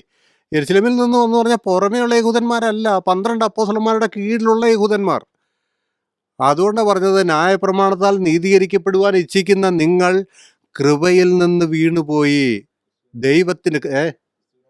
ക്രിസ്തുവിനോട് വേർപെട്ടു പോയി. കൃപയിൽ നിന്ന് വീണുപോയി, ക്രിസ്തുവിനോട് വേർപെട്ടു പോയി എന്നാ. ഇതിലും വ്യക്തമായിട്ട് എന്താ പറയേണ്ടത്? അപ്പോൾ പൗലോസ് അങ്ങനെ പറഞ്ഞപ്പോൾ 12 അപ്പോസ്തലന്മാർ എന്താ ചെയ്തേ? അതും കൂടെ നമുക്കൊന്ന് ചിന്തിക്കണ്ടേ. പൗലോസ് അങ്ങനെ പറഞ്ഞപ്പോൾ 12 അപ്പോസ്തലന്മാർ എന്താ ചെയ്തേ? ഞാൻ അപ്പോസ്തലപ്രവൃത്തി 20-ാം അധ്യായത്തിൻ്റെ വാക്യങ്ങളിലേക്ക് വരുന്നു. അപ്പോസ്തലപ്രവൃത്തി 20-ാം അധ്യായം, ആ 21-ാം അപ്പോസ്തലപ്രവൃത്തി 21-ാം അധ്യായം, 21-ാം അധ്യായത്തിൻ്റെ 17 മുതലായിരിക്കുന്ന വാക്യങ്ങളിൽ അത്രയൊന്നും ഞാൻ വായിക്കുന്നില്ല. നിങ്ങളൊക്കെ അത് ചിലപ്പോൾ എന്നെ കേൾക്കുന്നവർ പല പ്രാവശ്യം കേട്ടതായിരിക്കാം. അതുകൊണ്ട് അത്രയും ഞാൻ വായിക്കുന്നില്ല. അതിൻ്റെ 20-ാം വാക്യം തൊട്ട് നമുക്ക് വായിക്കാം. 20, 21 വായിക്കാം. അവർ കേട്ട് ദൈവത്തെ മഹത്വപ്പെടുത്തി. പിന്നെ അവനോട് പറഞ്ഞത്, സഹോദര, യഹൂദന്മാരുടെ ഇടയിൽ വിശ്വസിച്ചിരിക്കുന്നവർ എത്ര ആയിരമുണ്ട് എന്ന് നീ കാണുന്നുവല്ലോ. അവർ എല്ലാവരും ന്യായപ്രമാണ തൽപരന്മാർ ആകുന്നു. മക്കളെ പരിച്ഛേദന ചെയ്യരുത് എന്നും നമ്മുടെ മര്യാദ അനുസരിച്ച് നടക്കരുത് എന്നും നീ ജാതികളുടെ ഇടയിലുള്ള സകല യഹൂദന്മാരോടും പറഞ്ഞു. മതി. മോ- മോശയുടെ ന്യായപ്രമാണം ഉപേക്ഷിച്ച് കളയാൻ അല്ലേ പറഞ്ഞ് ഉപേക്ഷികൾ മോശയെ ഉപേക്ഷിച്ച് കളയുവാൻ ഉപദേശിക്കുന്നു എന്ന് അവർ നിന്നെക്കുറിച്ച് കേട്ടിരിക്കുന്നത് കൊണ്ട് എന്താവുന്നു വേണ്ടത്? കാര്യം എന്താ? ഇവിടെ എന്താ പറഞ്ഞതെന്നറിയാവോ? ഈ ഗലാത്യ പിന്നെ ഈ പൗലോസ് അപ്പോസ്തലനും കൂടെയുള്ളവരും യെരുശലേമിലെ സഭയിൽ വന്നപ്പോൾ യെരുശലേമിലെ സഭയിലുള്ളവരോട് അവരുടെ യാത്രയുടെ വിവരണങ്ങളും മറ്റു കാര്യങ്ങളും ഒക്കെ പറയാനായിട്ട് വന്നതാണ്. വന്നു കഴിഞ്ഞ് അവരായ ജാതികളുടെ ഇടയിൽ പറയുന്ന സുവിശേഷവും അവിടുത്തെ ശുശ്രൂഷയും എല്ലാം അവരോട് വിവരിച്ച് പറഞ്ഞു കഴിഞ്ഞപ്പോൾ അവർ അത് കേട്ടു. അവർ കേട്ട് ദൈവത്തെ മഹത്വപ്പെടുത്തി. ഇതൊക്കെ എപ്പോഴാണ് ഈ സംഭവം നടക്കുന്നതെന്ന് നോക്കണം. എ ഡി 58 കാലങ്ങളായി. തുടക്ക കാലമല്ല. യേശുക്രിസ്തു ഉയർത്തെഴുന്നേറ്റ് പോയത് എ ഡി 33 കാലഘട്ടത്തിലാണെങ്കിൽ ഇവിടെ എ ഡി 58 കാലമായി ഈ സന്ദർഭം നടക്കുമ്പോൾ ഇത് മനസ്സിലാക്കിക്കൊണ്ട് വേണം. ചിലപ്പോൾ നിങ്ങൾ എന്നെ കേൾക്കുന്നവർ പറയും, അതൊക്കെ അങ്ങ് വിശ്വാസത്തിൻ്റെ ആദ്യകാലത്തല്ലേ യഹൂദന്മാർ ന്യായപ്രമാണം അനുസരിച്ച് നിങ്ങൾ എന്നോട് ചോദിക്കും. അല്ലെന്നാണ് ഞാൻ പറയുന്നത്. അല്ല, ഇവിടെ എന്താ പറഞ്ഞതെന്നറിയാവോ? പൗലോസ് ഈ കൂട്ടർ ഈ കാര്യങ്ങളെല്ലാം അവരുടെ ജാതികളുടെ ഇടയിലെ പ്രവർത്തന വിശേഷങ്ങളെല്ലാം വിവരിച്ചു കഴിഞ്ഞപ്പോൾ അത് കേട്ട് അവർ ദൈവത്തെ മഹത്വപ്പെടുത്തി. എന്നിട്ട് അവർ പറയാണ്, സഹോദര, നമ്മുടെ ഇടയിൽ വിശ്വസിക്കുന്നവരായിരിക്കുന്നവർ എത്ര ആയിരമുണ്ടെന്ന് നിനക്കറിയാമല്ലോ. അവരെല്ലാവരും ന്യായപ്രമാണ തൽപരന്മാരാകുന്നു. ന്യായപ്രമാണം അനുസരിക്കുന്നു എന്നല്ല പറഞ്ഞ്, ന്യായപ്രമാണത്തിൽ കൂടുതൽ താല്പര്യം വെച്ച് പോരുന്നവരാകുന്നു എന്നാ. തൽപരന്മാരാകുന്നു. അവരെല്ലാവരും ന്യായപ്രമാണ തൽപരന്മാരാകുന്നു. എന്നിട്ട് വീണ്ടും പറയാണ്, നീയോ സകല ജാതികളുടെയും ഇടയിൽ നമ്മുടെ മക്കളെ പരിച്ഛേദന കഴിക്കരുത് എന്ന് നീ സകല ജാതികളുടെ ഇടയിൽ പറയുന്നു എന്ന് അവർ കേട്ടിരിക്കുന്നു. അതുകൊണ്ട് എന്താവുന്നു വേണ്ടതെന്നാ. കാര്യം മനസ്സിലായോ? പരിച്ഛേദനയാലല്ല രക്ഷ, കൃപയാലാണ് രക്ഷ. കാൽവരി കുരിശിൽ കൂടിയാണ് രക്ഷ എന്ന് യെരുശലേമിലെ 12 അപ്പോസ്തലന്മാർക്ക് അറിയായിരുന്നോ? എ ഡി 58 ആയിട്ടും അറിയാമായിരുന്നോ? നിങ്ങൾ തന്നെ എന്ത് ചോദിക്കേ? ഇതിൻ്റെ രണ്ടിൻ്റെ വ്യത്യാസം നിങ്ങൾ മനസ്സിലാക്കുന്നുണ്ടോ? ഇത് രണ്ടും 2 പ്രോഗ്രാമാണ്, 2 വിളിയാണ്, തെരഞ്ഞെടുപ്പാണ് എന്നുള്ളത് നിങ്ങൾ മനസ്സിലാക്കണം. യാക്കോബിൻ്റെ ലേഖനം വായിക്കുമ്പോൾ, ഞാനത് വായിക്കാൻ ഉദ്ദേശിക്കുന്നില്ല, യാക്കോബിൻ്റെ ലേഖനം വായിക്കുമ്പോൾ നമ്മൾ കാണുന്നുണ്ട്, പ്രവൃത്തിയില്ലാത്ത വിശ്വാസം നിർജീവമത്രേ. അബ്രഹാം പ്രവൃത്തിയാലല്ലയോ നീതീകരിക്കപ്പെട്ടത്. നിനക്ക് വിശ്വാസമുണ്ട്, പിന്നെ എനിക്ക് പ്രവൃത്തിയുണ്ടെന്ന് പറയും. എന്നാൽ നീ നിൻ്റെ വിശ്വാസം പ്രവൃത്തി കൂടാതെ ഒന്ന് തെളിയിച്ച് കാണിക്കുക. പ്രവൃത്തിയാലല്ലയോ മനുഷ്യൻ നീതീകരിക്കപ്പെടുന്നത്. അബ്രഹാം പ്രവൃത്തിയാലല്ലയോ നീതീകരിക്കപ്പെട്ടത്. യാക്കോബിൻ്റെ ലേഖനത്തിലെ എഴുത്തുകളാണ്. ഇതൊക്കെ വായിക്കുമ്പോൾ നിങ്ങൾക്ക് കാണാൻ പറ്റും. ആ 2-ാം അധ്യായമൊക്കെ അങ്ങ് വായിച്ചാൽ മതി, അപ്പോൾ അറിയാം. 2-3 അധ്യായങ്ങളിലൊക്കെ അതിനെക്കുറിച്ച് വ്യക്തമായിട്ട് പറയുന്നത്. പൗലോസ് പറഞ്ഞത്, കൃപയാലല്ലോ നിങ്ങൾ വിശ്വാസം മൂലം രക്ഷിക്കപ്പെട്ടിരിക്കുന്നത്, അതിനും നിങ്ങൾ കാരണമല്ല. യേശുക്രിസ്തുവിൻ്റെ ദാനമത്രയാകുന്നു, ദൈവത്തിൻ്റെ ദാനമത്രയാകുന്നു. ആരും പ്രശംസിക്കാതിരിപ്പാൻ പ്രവൃത്തികളും കാരണമല്ല. നോക്കി, ഒരു പ്രവൃത്തിയാലുമല്ല രക്ഷ എന്ന് പൗലോസ് പറയുമ്പോൾ മറ്റൊരു പറയുന്നത് ന്യായപ്രമാണത്തിൻ്റെ പ്രവൃത്തിയാലാ രക്ഷ.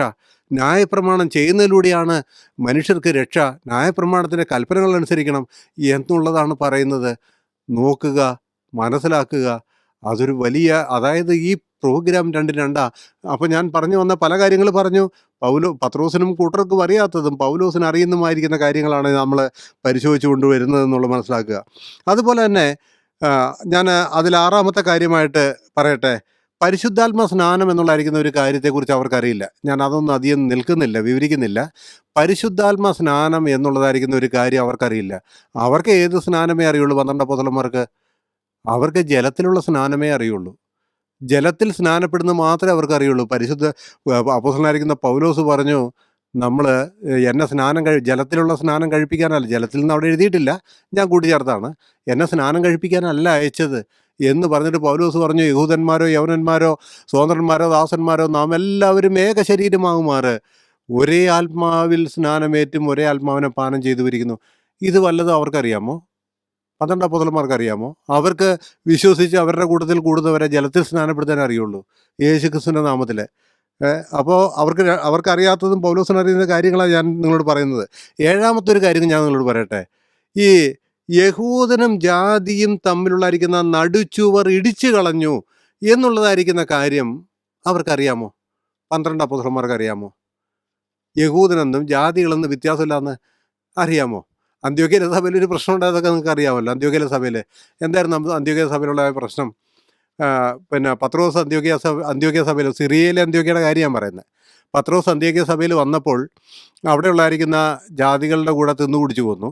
എന്നാൽ കുറച്ച് ദിവസം കഴിഞ്ഞപ്പോൾ യഹൂദിയിൽ നിന്ന് വേറെ കുറച്ച് യഹൂദന്മാരും കൂടി അന്ത്യോക്യ എന്ന് പറഞ്ഞാൽ വിശ്വാസികളായിരിക്കുന്ന യഹൂദന്മാരും കൂടി അന്ത്യോക്യ സഭയിലേക്ക് വന്നു.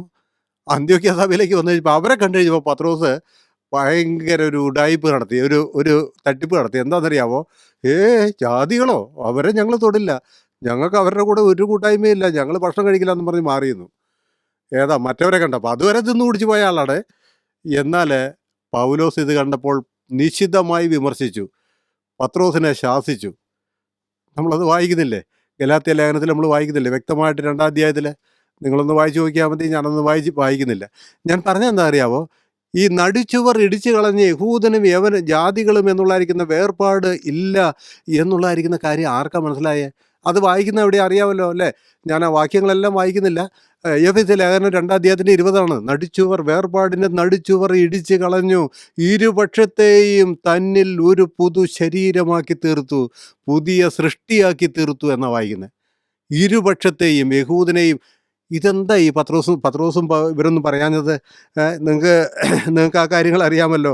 അപ്പോൾ ഈ ദൈവത്തിൻ്റെ വചനം നമ്മൾ ശ്രദ്ധയോടെ വായിക്കുമ്പോൾ പത്രോസ് അപ്പോസ്തല പ്രവൃത്തി 10-ാം അധ്യായത്തിൽ കൊർന്നല്യോസിൻ്റെ ഭവനത്തിൽ ചെന്നിട്ട് പത്രോസ് പറയുന്നത് എന്താ അറിയാമോ? പത്രോസ് പറയുന്നത്, ജാതികളോട് ഞങ്ങൾക്ക് സംസർഗം പാടില്ല എന്ന് നിങ്ങൾക്കറിയാമല്ലോ എന്നാ കൊർന്നല്യോസിന് പറയുന്നത്. എന്നാലും ദൈവം എന്നെ പറഞ്ഞപ്പോൾ ഞാൻ വന്നു എന്നാ. അവർക്കങ്ങനെ വരാൻ പറ്റുകയില്ല. കൊർന്നല്യോസിൻ്റെ ഭവനത്തിൽ പോയി സുവിശേഷമൊക്കെ പറഞ്ഞ് അവർ രക്ഷിക്കപ്പെട്ട് കഴിഞ്ഞ് അവരെ സ്നാനപ്പെടുത്തലും കഴിഞ്ഞ് തിരിച്ച് യഹൂദിയ സഭയിലേക്ക് വന്നപ്പോൾ യഹൂദിയിലുണ്ടായിരുന്നവർ, നീ ജാതികളോട് കൂടെ സംസർഗം ചെയ്തു, നിങ്ങൾ ജാതികളോട് കൂടെ കൂടി എന്ന് പറഞ്ഞ് കുറ്റപ്പെടുത്തിയപ്പോൾ പത്രോസ് ആദ്യം മുതൽ ആ കാര്യങ്ങളെല്ലാം വരും. ഞാൻ എന്താ അറിയുക, വേഗത്തിൽ ഇതൊക്കെ പറഞ്ഞു പോകുന്നത് നിങ്ങൾക്കൊക്കെ ഏകദേശമൊക്കെ അറിയാവുന്ന കാര്യങ്ങളാണ്. അപ്പോൾ ഞാൻ ഒരുപാട് വാക്യങ്ങളെടുത്ത് വായിച്ച് നിങ്ങളെ ആ കാര്യത്തിൽ ബുദ്ധിമുട്ടിക്കണ്ടല്ലോ എന്നുള്ളത് കൊണ്ടാണ് ഞാൻ അങ്ങനെ അത്രയും വാക്യങ്ങളൊന്നും വായിക്കാതെ പോകുന്നത്. വാക്യങ്ങളെല്ലാം ഞാൻ കുറിച്ച് വെച്ചിട്ടുണ്ട്. അപ്പോൾ ഇവിടെയെല്ലാം നമുക്ക് കാണാനായിട്ട് കഴിയുന്നത് ഇതാണ്, ഈ വേർപാടിൻ്റെ നടിച്ചുവർ ഇടിച്ചു കളഞ്ഞുവെന്ന് യഹൂദന്മാരും യവനന്മാരും ഒന്നായി തീർന്നുവെന്നും അത് കർത്താവിൻ്റെ ബോഡി ഓഫ് ക്രൈസ്റ്റ് ആണെന്നൊന്നും അവർക്കറിയില്ല. അവർക്ക് ഈ കാര്യങ്ങളൊന്നും അറിയില്ല. അടുത്ത 8-ാമത്തെ കാര്യം, ഞാൻ 10 കാര്യം പറഞ്ഞ് അവസാനിപ്പിക്കാം. 8-ാമത്തെ കാര്യം എന്ന് പറയുന്നത്, അധർമ്മമൂർത്തി, അതായത് ആൻറ്റി ക്രൈസ്റ്റ് ഇന്ന് എന്തുകൊണ്ടാണ് വെളിപ്പെടാത്തതെന്ന് എന്താ അവർക്ക് മനസ്സിലാകാത്തത്? അത് അവർക്ക് അറിയില്ല അതിനെക്കുറിച്ച്. അധർമ്മമൂർത്തി വെളിപ്പെടണമെങ്കിൽ തടുക്കുന്നവൻ വഴിയിൽ നിന്ന് നീങ്ങിപ്പോണം. തെസ്സലോനിക്ക ലേഖനത്തിലൊക്കെ വായിക്കുന്ന കാര്യമാണ്. ഞാനൊരു ഓർഡർ നിങ്ങൾക്ക് കിട്ടാൻ വേണ്ടി അങ്ങ് പറഞ്ഞു പോകുന്നതാണ്. അവിടെ പറയുന്ന അധർമ്മമൂർത്തി എന്താ വെളിപ്പെടാത്ത? തടുക്കുന്ന വഴിയിൽ നിന്ന് നീങ്ങിപ്പോണം. ഇന്ന് ലോകത്തിലുള്ളായിരിക്കുന്ന ക്രിസ്ത്യാനികൾ എല്ലാവരും പറയും തടുക്കുന്നത് പരിശുദ്ധാത്മാവാണെന്ന്. ആണോ? നിങ്ങൾ ചിന്തിച്ച് നോക്കുക. നിങ്ങളുടെ മനസ്സുകൊണ്ട്, നിങ്ങളുടെ ദൈവവചനത്തിൻ്റെ പരിജ്ഞാനം കൊണ്ട് ചിന്തിച്ച് നോക്കുക. പരിശുദ്ധാത്മാവ് എപ്പോഴാണ് ഭൂമിയിലേക്ക് വന്നേ? അപ്പോസ്തല പ്രവൃത്തി 2-ാം അധ്യായത്തിൽ യെരുശലേമിലെ സഭയുടെ മേലല്ലേ പരിശുദ്ധാത്മാവ് വന്നേ? അത് യഹൂദന്മാരുടെ കൂട്ടമല്ലേ അത്? ഇനി ആ പരിശുദ്ധാത്മാവാണ് സഭയും കൊണ്ട് ഇവിടുന്ന് അങ്ങ് മാറിക്കഴിയുമ്പോൾ തടുക്കുന്നവൻ മാറിക്കഴിയുമ്പോഴാണ് അധർമ്മമൂർത്തി വെളിപ്പെടുക എന്ന് പറഞ്ഞാലേ, ഞാനൊരു കാര്യം ചോദിക്കട്ടെ, മഹാപീഡനം യഹൂദനെ ശുദ്ധീകരിച്ച് 1000 ആണ്ടേക്ക് ഒരുക്കാനുള്ളതായിരിക്കുന്ന പദ്ധതിയല്ലേ? മഹാപീഡനം എന്ന 7 വർഷം യഹൂദിന് വേണ്ടി ഉള്ളതല്ലേ? അപ്പോൾ അവിടെ 1,44,000 പേരെ മുദ്രയിടുന്നില്ലേ? ഈ മുദ്രയിടുന്നവർക്ക് പരിശുദ്ധാത്മാവില്ലാതെ എന്തുകൊണ്ടാണ് മുദ്രയിടുന്നത്? അവർ മുദ്രയിടുന്നത് പരിശുദ്ധാത്മാവും ഉണ്ടല്ലേ? അല്ലെങ്കിൽ മഹാപീഡന കാലത്ത് ഒരുപാട് യഹൂദന്മാർ വിശ്വസിച്ച് യേശുക്രിസ്തുവിനെ മശിയായിട്ട് അംഗീകരിക്കും. പരിശുദ്ധാത്മാവില്ലാതെ എങ്ങനെയാണ് അവർ അംഗീകരിക്കുന്നത്? പരിശുദ്ധാത്മാവ് ഇവിടെ നിന്ന് സ്വർഗത്തിലേക്ക് പോയി കഴിഞ്ഞാൽ യഹൂദന്മാർക്ക് എങ്ങനെയാണ് മഹാപീഡന കാലത്ത് ഒരു രക്ഷയുണ്ടാകുക? നിങ്ങൾ ചിന്തിച്ചു നോക്കിയേ. അപ്പോൾ തടുക്കുന്നവൻ ആരാ? സഭയാ. തടുക്കുന്നത് സഭയാ. സഭ സ്വർഗത്തിൽ നിന്ന് പോയി കഴിയുമ്പോൾ, ഭൂമിയിൽ നിന്ന് പോയി കഴിയുമ്പോൾ ദൈവത്തിനെതിരെ അതിശക്തമായി സാത്താൻ അഥവാ അധർമ്മമൂർത്തി വെളിപ്പെട്ട് വരുമെന്നുള്ളതാണ്. എന്നോടത് പറയുമ്പോൾ പല സഹോദരന്മാരും എന്നോട് ചോദിച്ചിട്ടുണ്ട്, സഹോദര സഭയെ അവൻ എന്ന് പറഞ്ഞിട്ടുണ്ടോയെന്ന്. അവൻ, സഭയെ തടുക്കുന്നവൻ എന്നല്ല പറയുന്നത്, അവൻ എന്ന് പറഞ്ഞിട്ടുണ്ടോയെന്ന്. ഉണ്ട്. പുതുമനുഷ്യൻ എന്നാണ് പറഞ്ഞത്. പുതുമനുഷ്യൻ, ഇരു വിഭാഗത്തിൽ നിന്നും തിരഞ്ഞെടുത്ത ക്രിസ്തുവിൽ ഒന്നാക്കി ചേർത്ത ഈ പുതിയ മനുഷ്യൻ. ഏതാ പുതിയ മനുഷ്യൻ? ശിരസ് ക്രിസ്തുവും ശരീരം സഭയുമായിരിക്കുന്ന പുതിയ മനുഷ്യൻ. നിങ്ങൾ പുതിയ മനുഷ്യനെ ധരിച്ചിരിക്കുന്നുവല്ലോ എന്നാണ്. അവൻ എന്ന് തന്നെയാണ് പറഞ്ഞിരിക്കുന്നത്. അതാണ് ആ പുതിയ മനുഷ്യൻ. കാര്യം മനസ്സിലാകുന്നുണ്ടോ? ആ തടുക്കുന്നവൻ ഭൂമിയിൽ നിന്ന് മാറിപ്പോകുമ്പോഴാണ് അധർമ്മമൂർത്തി വെളിപ്പെട്ട് വരുന്നത്. ഇത് 12 അപ്പോസ്തലന്മാർക്ക് അറിയുകയില്ല. അതുപോലെ തന്നെ മറ്റൊരു കാര്യം, 9ാമത്തെ കാര്യം ഞാനിപ്പോൾ പറഞ്ഞു തന്നെ, അതായത് ക്രിസ്തു ശിരസും സഭ ശരീരവുമായ പുതിയ മനുഷ്യനെക്കുറിച്ച് അവർക്ക് യാതൊരു പിടുത്തമില്ല കേട്ടോ. ഞാൻ അതിൻ്റെ മാത്രം 2 വാക്യം വായിച്ച് മുമ്പോട്ട് പോയി. എഫേസ്യർ ലേഖനം 2:15 വാക്യം. വേർപാടിനെ നടിച്ചോർ ഇടിച്ചു കളഞ്ഞ് സമാധാനം ഉണ്ടാക്കിക്കൊണ്ട് ഇരുപക്ഷത്തെയും തന്നിൽ ഒരേ പുതുമനുഷ്യനാക്കി സൃഷ്ടിപ്പാനും ക്രൂശിന്മേൽ വെച്ച് ശത്രുത്വം ഇല്ലാതാക്കി അതിനാൽ ഇരുപക്ഷത്തെയും ഏക ശരീരത്തിൽ ദൈവത്തോട് നിരപ്പിപ്പാനും തന്നെ. ഒരു പുതു മനുഷ്യൻ്റെ ചിത്രം കണ്ട അവിടെ കൊലോസ്യ ലേഖനം 3:10. പുതിയ മനുഷ്യനെ ധരിച്ചിരിക്കുന്നുവല്ലോ. എടുക്കണ്ട ബ്രദറെ. അതായത് പുതിയ മനുഷ്യനെ ധരിച്ചിരിക്കുന്നു. ഇതാണ് ഇവനെയാണ് തടുക്കുന്നവൻ എന്ന് പറഞ്ഞത്. അതാദ്യമേ മനസ്സിലാക്കുക. ഒരു കാര്യം കൂടെ 12 അപ്പോസ്തലന്മാർക്ക് അറിയാത്തതും എന്നാൽ പൗലോസിന് മാത്രം അറിയുന്നതായിരിക്കുന്ന ഒരു കാര്യം കൂടെ പറഞ്ഞ് ഇന്നത്തെ ഞാൻ എൻ്റെ ഈ മെസ്സേജ് അവസാനിപ്പിക്കുന്നു. 10ാമത്തെ കാര്യം എന്താണെന്ന് വെച്ച് കഴിഞ്ഞാൽ, സഭ, അതായത് ഇന്നത്തെ കർത്താവിൻ്റെ ശരീരമാകുന്ന സഭ ഇന്ന് വരെ ആർക്കും വെളിപ്പെടാത്തതായിരിക്കുന്ന രഹസ്യമായിരുന്നു എന്ന് 12 അപ്പോസ്തലന്മാർക്ക് അറിയില്ലായിരുന്നു. പൗലോസ് പറഞ്ഞു, അതിനെക്കുറിച്ച് പറഞ്ഞു. എന്താണ് കൊലോസ്യ ലേഖനം 1:25 വാക്യത്തിൽ, കൊലോസ്യ ലേഖനം 1:25-26 വാക്യങ്ങൾ നമ്മൾ വായിക്കുന്നത് എങ്ങനെയാണ്? ഒന്ന് വായിക്കാം. നിങ്ങൾക്ക് വേണ്ടി ദൈവം എനിക്ക് നൽകിയിരിക്കുന്ന ഉദ്യോഗപ്രകാരം ദൈവവചന ഘോഷം നിവർത്തിക്കേണ്ടതിന് ഞാൻ സഭയുടെ ശുശ്രൂഷകനായിരിക്കുന്നു. അത് പൂർവ്വകാലങ്ങൾക്കും തലമുറകൾക്കും മറഞ്ഞുകിടന്ന മർമ്മമെങ്കിലും ഇപ്പോൾ അവൻ്റെ വിശുദ്ധന്മാർക്ക് വെളിപ്പെട്ടിരിക്കുന്നു. ഓക്കെ, ഇതേ വാക്യം നമ്മൾ എഫേസ്യ ലേഖനം 3 നമ്മൾ വായിക്കുന്നുണ്ട്. നമ്മൾ മനസ്സിലാക്കേണ്ടത് പൂർവ്വകാലങ്ങൾക്കും തലമുറകൾക്കും മറഞ്ഞു കിടന്നത് മർമ്മമായിരുന്നു ഇന്നത്തെ ബോഡി ഓഫ് ക്രൈസ്റ്റ് എന്ന കർത്താവിൻ്റെ ശരീരമാകുന്ന സഭ. ഒരു മനുഷ്യനും വെളിപ്പെടാതിരുന്ന, ആർക്കും വെളിപ്പെടാതിരുന്ന മർമ്മം എന്ന വാക്കിൻ്റെ അർത്ഥം മിസ്റ്ററി എന്നാണ്, രഹസ്യമെന്നാണ്. ഞാൻ പറയട്ടെ, ഇതാദ്യമായിട്ട് വെളിപ്പെട്ടത് പൗലോസിനാണെന്ന് പൗലോസ് അവകാശപ്പെടുമ്പോൾ നിങ്ങൾ പറയുകയാണ്, അല്ലല്ല, മത്തായി സുവിശേഷം 16:18 കർത്താവ് സഭയെക്കുറിച്ച് പറഞ്ഞിട്ടുണ്ട്. ആ സഭ ഇന്നത്തെ സഭ എന്ന് പറഞ്ഞാൽ പൗലോസ് പറഞ്ഞു ഇത് എനിക്ക് വെളിപ്പെട്ട മർമ്മമാണെന്ന് എഫേസ്യ ലേഖനം 3 പറയുന്നു. പൗലോസ് കള്ളനാകില്ലേ? പൗലോസ് കള്ളത്തരം പറഞ്ഞതാകില്ലേ? ഈ സഭ എന്നുള്ളത് എനിക്ക് മാത്രം വെളിപ്പെട്ടതാണ്, എന്നിലൂടെ വെളിപ്പെട്ടതാണ്. ഇത് പൂർവ്വകാലങ്ങൾക്കും തലമുറകൾക്കെല്ലാം മറഞ്ഞു കിടന്ന മർമ്മമാണെന്ന് പറഞ്ഞാൽ, അപ്പോൾ നിങ്ങൾ ചോദിക്കുക, അപ്പോൾ ഈ മത്തായി സുവിശേഷം 16:18 കർത്താവ് പറഞ്ഞതായിരിക്കുന്ന സഭ ഏതാ സൗരാന്ന് ചോദിച്ചേക്കാം. ആ സഭയാണ് അപ്പോസ്തലപ്രവൃത്തി 2-ാം അധ്യായത്തിൽ തുടങ്ങിയ കിങ്ഡം ഗോസ്പലിലെ സ്വർഗരാജ്യത്തിൻ്റെ അല്ലെങ്കിൽ ദൈവരാജ്യത്തിൻ്റെ കൂട്ടം. മനസ്സിലാകുന്നുണ്ടോ? ആ കൂട്ടമാണത്. ഇത് മനസ്സിലാക്കുക. അപ്പം ഞാൻ നിങ്ങളോട് ഇന്ന് പറഞ്ഞായിരിക്കുന്ന കാര്യം, ഇത് രണ്ടും 2 പ്രോഗ്രാമാണ്. ദൈവം എന്തിന് അപ്പോസ്തലനായ പൗലോസിനെ വിളിച്ചു? അത് മറ്റൊരു പ്രോഗ്രാമാണ്. ആ 12 അപ്പോസ്തലന്മാർ ഈ പൗലോസിൻ്റെ കൂട്ടത്തിലുള്ളവരല്ല. 12 അപ്പോസ്തലന്മാരെ വിളിച്ചിരിക്കുന്ന ഉദ്ദേശം വേറെയാണ്. ഇതൊക്കെ ഞങ്ങൾ വർഷങ്ങളോളമായി ഞാനും തോമസാറൊക്കെ പ്രസംഗിക്കുന്നു. പ്രിയമുള്ളവരെ, ഒന്ന് മനസ്സിലാക്കുക, നമ്മൾ ദൈവവചനത്തെ വേണ്ടുന്ന പോലെ പഠിക്കുക. ഞങ്ങളിത് പറയുമ്പോൾ നിങ്ങൾ ഞങ്ങളെ കുറ്റം വിധിക്കുന്നതുകൊണ്ട് യാതൊരു അർത്ഥവുമില്ല. നിങ്ങൾ തന്നെ പരിശോധിക്കുക, ഇത് സത്യമാണെന്ന് പരിശോധിക്കുക. ഇപ്പോൾ തന്നെ ഇത്രയും വ്യത്യാസങ്ങൾ ഞാൻ പറഞ്ഞു. പൗലോസിന് വെളിപ്പെട്ടത് അവർക്ക് വെളിപ്പെട്ടില്ല എന്ന്. നിങ്ങളൊന്ന് പരിശോധിച്ച് നോക്കുക. ദൈവം നിങ്ങളെ അവരെയും ധാരാളമായിട്ട് അനുഗ്രഹിക്കട്ടെ.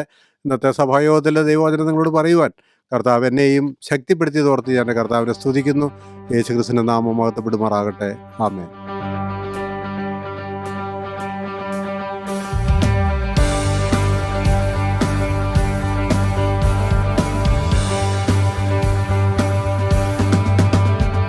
കർത്താവു തൻ ഗംഭീരനാദത്തോടും പ്രധാന ദൈവദൂത ശബ്ദത്തോടും കർത്താവു തൻ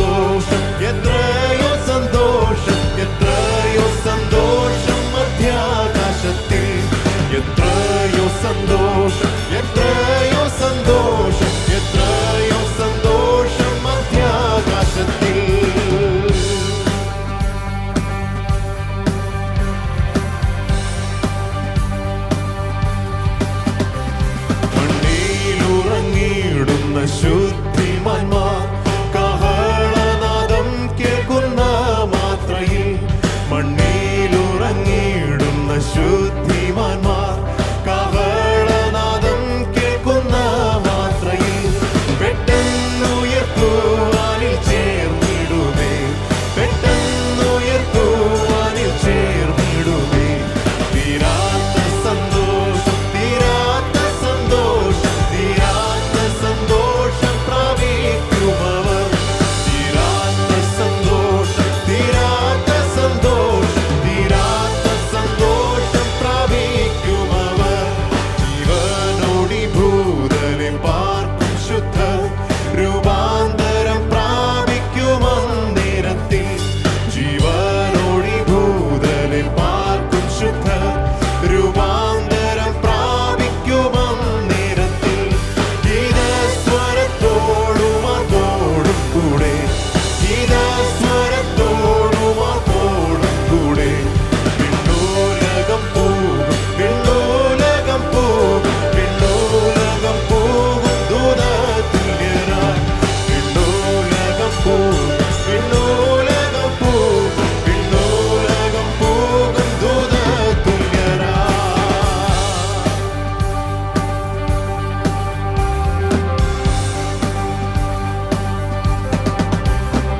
രാജത്വം പ്രാപിച്ചുതൻ ഭൂതലത്തിൽ 1000 ആണ്ടു വാഴാൻ വന്നിടുമ്പോൾ.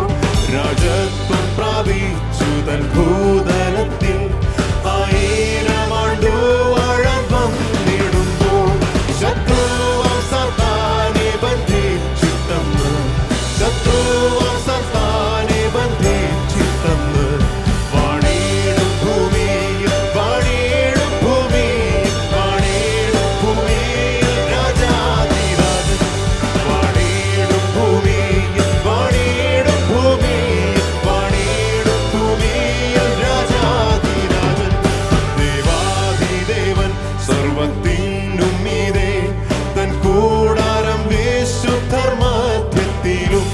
ദേവാധിദേവൻ തിന്നും മീതെ തൻ കൂടാരം വിശുദ്ധർ മധ്യത്തിലും. എന്നേക്കും അവർ തന്നെ കണ്ടുമോതാൻ, എന്നേക്കും അവർ തന്നെ കണ്ടുമോതാൻ. ഹല്ലേലൂയ പാടും, ഹല്ലേലൂയ പാടും, ഹല്ലേലൂയ പാടും നിത്യയുഗത്തിൽ. ഹല്ലേലൂയ പാടും, ഹല്ലേലൂയ പാടും, ഹല്ലേലൂയ പാടും നിത്യയുഗത്തിൽ. കർത്താവ് തൻ ഗംഭീരനാദത്തോടും പ്രധാന ദൈവദൂത ശബ്ദത്തോടും, കർത്താവ് തൻ ഗംഭീരനാദത്തോടും പ്രധാന ദൈവദൂത ശബ്ദത്തോടും സ്വർഗത്തിൽ നിന്നിറങ്ങി വന്നിടുമ്പോൾ, സ്വർഗത്തിൽ നിന്നിറങ്ങി വന്നിടുമ്പോൾ.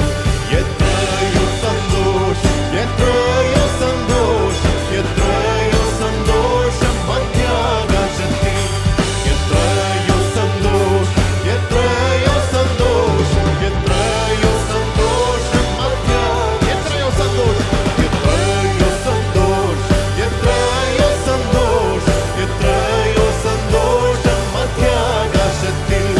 എത്രയോ സന്തോഷം, എത്രയോ സന്തോഷം, എത്രയോ സന്തോഷം മധ്യാകാശത്തിൽ. നമുക്ക് പ്രാർത്ഥിക്കാം. പരിശുദ്ധനായ ദൈവമേ, സ്വർഗീയ നല്ല കർത്താവേ, ഈ നല്ല സമയത്തിനായി വീണ്ടും ഞങ്ങൾ അങ്ങേ സ്തുതിക്കുന്നു, സ്തോത്രം ചെയ്യുന്നു.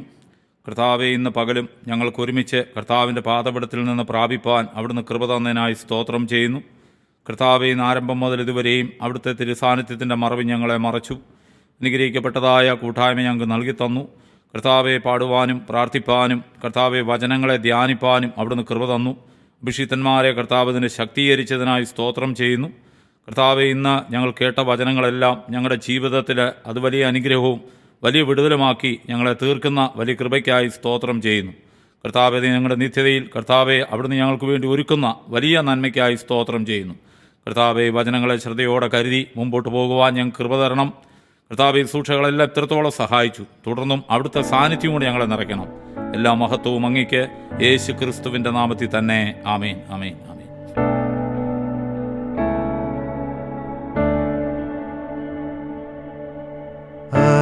അനുഗ്രഹത്തോടെ ഇപ്പോൾ അയക്കാടിയാരെ യഹോവായേ, അനുഗ്രഹത്തോടെ ഇപ്പോൾ അയക്കാടിയാരെ യഹോവായേ, മനസ്സലിവുടയ മഹോന്നത പരനേ വന്ദനം നിനക്കാമേൻ. മനസ്സലിവുടയ മഹോന്നത പരനേ വന്ദനം നിനക്കാമേൻ. വന്ദനം നിനക്കാമേൻ. വന്ദനം നിനക്കാമേൻ. പിതാവായ ദൈവത്തിൻ്റെ സ്നേഹം, പുത്രൻ്റെ കൃപ, പരിശുദ്ധാത്മാവിൻ്റെ കൂട്ടായ്മ അടികളോടും അടികളോർത്ത് പ്രാർത്ഥിച്ച എല്ലാ വിഷയങ്ങളുടെ മേലും, വിശേഷാൽ ദ ഗേറ്റ് മിനിസ്ട്രീസിൻ്റെ എല്ലാ പ്രവർത്തനങ്ങളുടെ മേലും, ലോകമെമ്പാടുള്ള സകല വിശുദ്ധന്മാരുടെ മേലും ഇപ്പോഴും എപ്പോഴും കർത്താവിൻ്റെ വരവരെയും ഇന്നും എന്നേക്കും ഉണ്ടായിരിക്കുമാറാകട്ടെ. ആമേൻ, ആമേൻ. കർത്താവിൻ്റെ കൃപ എല്ലാവരുടെയും കൂടെ ഇരിക്കുമാറാകട്ടെ. അനുഗ്രഹീതമായ കൂട്ടായ്മയിൽ കൂടി വന്ന എല്ലാവരെയും ഞാൻ ഒരിക്കൽ കൂടി നന്ദിയോടെ ഓർക്കുന്നു. അടുത്ത ഒരാഴ്ചയിൽ കൂടി വരുന്നവരെയും ആയിരിക്കുന്നിടങ്ങളിൽ കർത്താവിൻ്റെ സ്നേഹത്തിലും ശക്തിയിലും മറയ്ക്കട്ടെ എന്ന് പ്രാർത്ഥിക്കുന്നു, അനുഗ്രഹിക്കുന്നു. മാറാനാഥ, ഗ്രേസ് ബി വിത്ത് യു.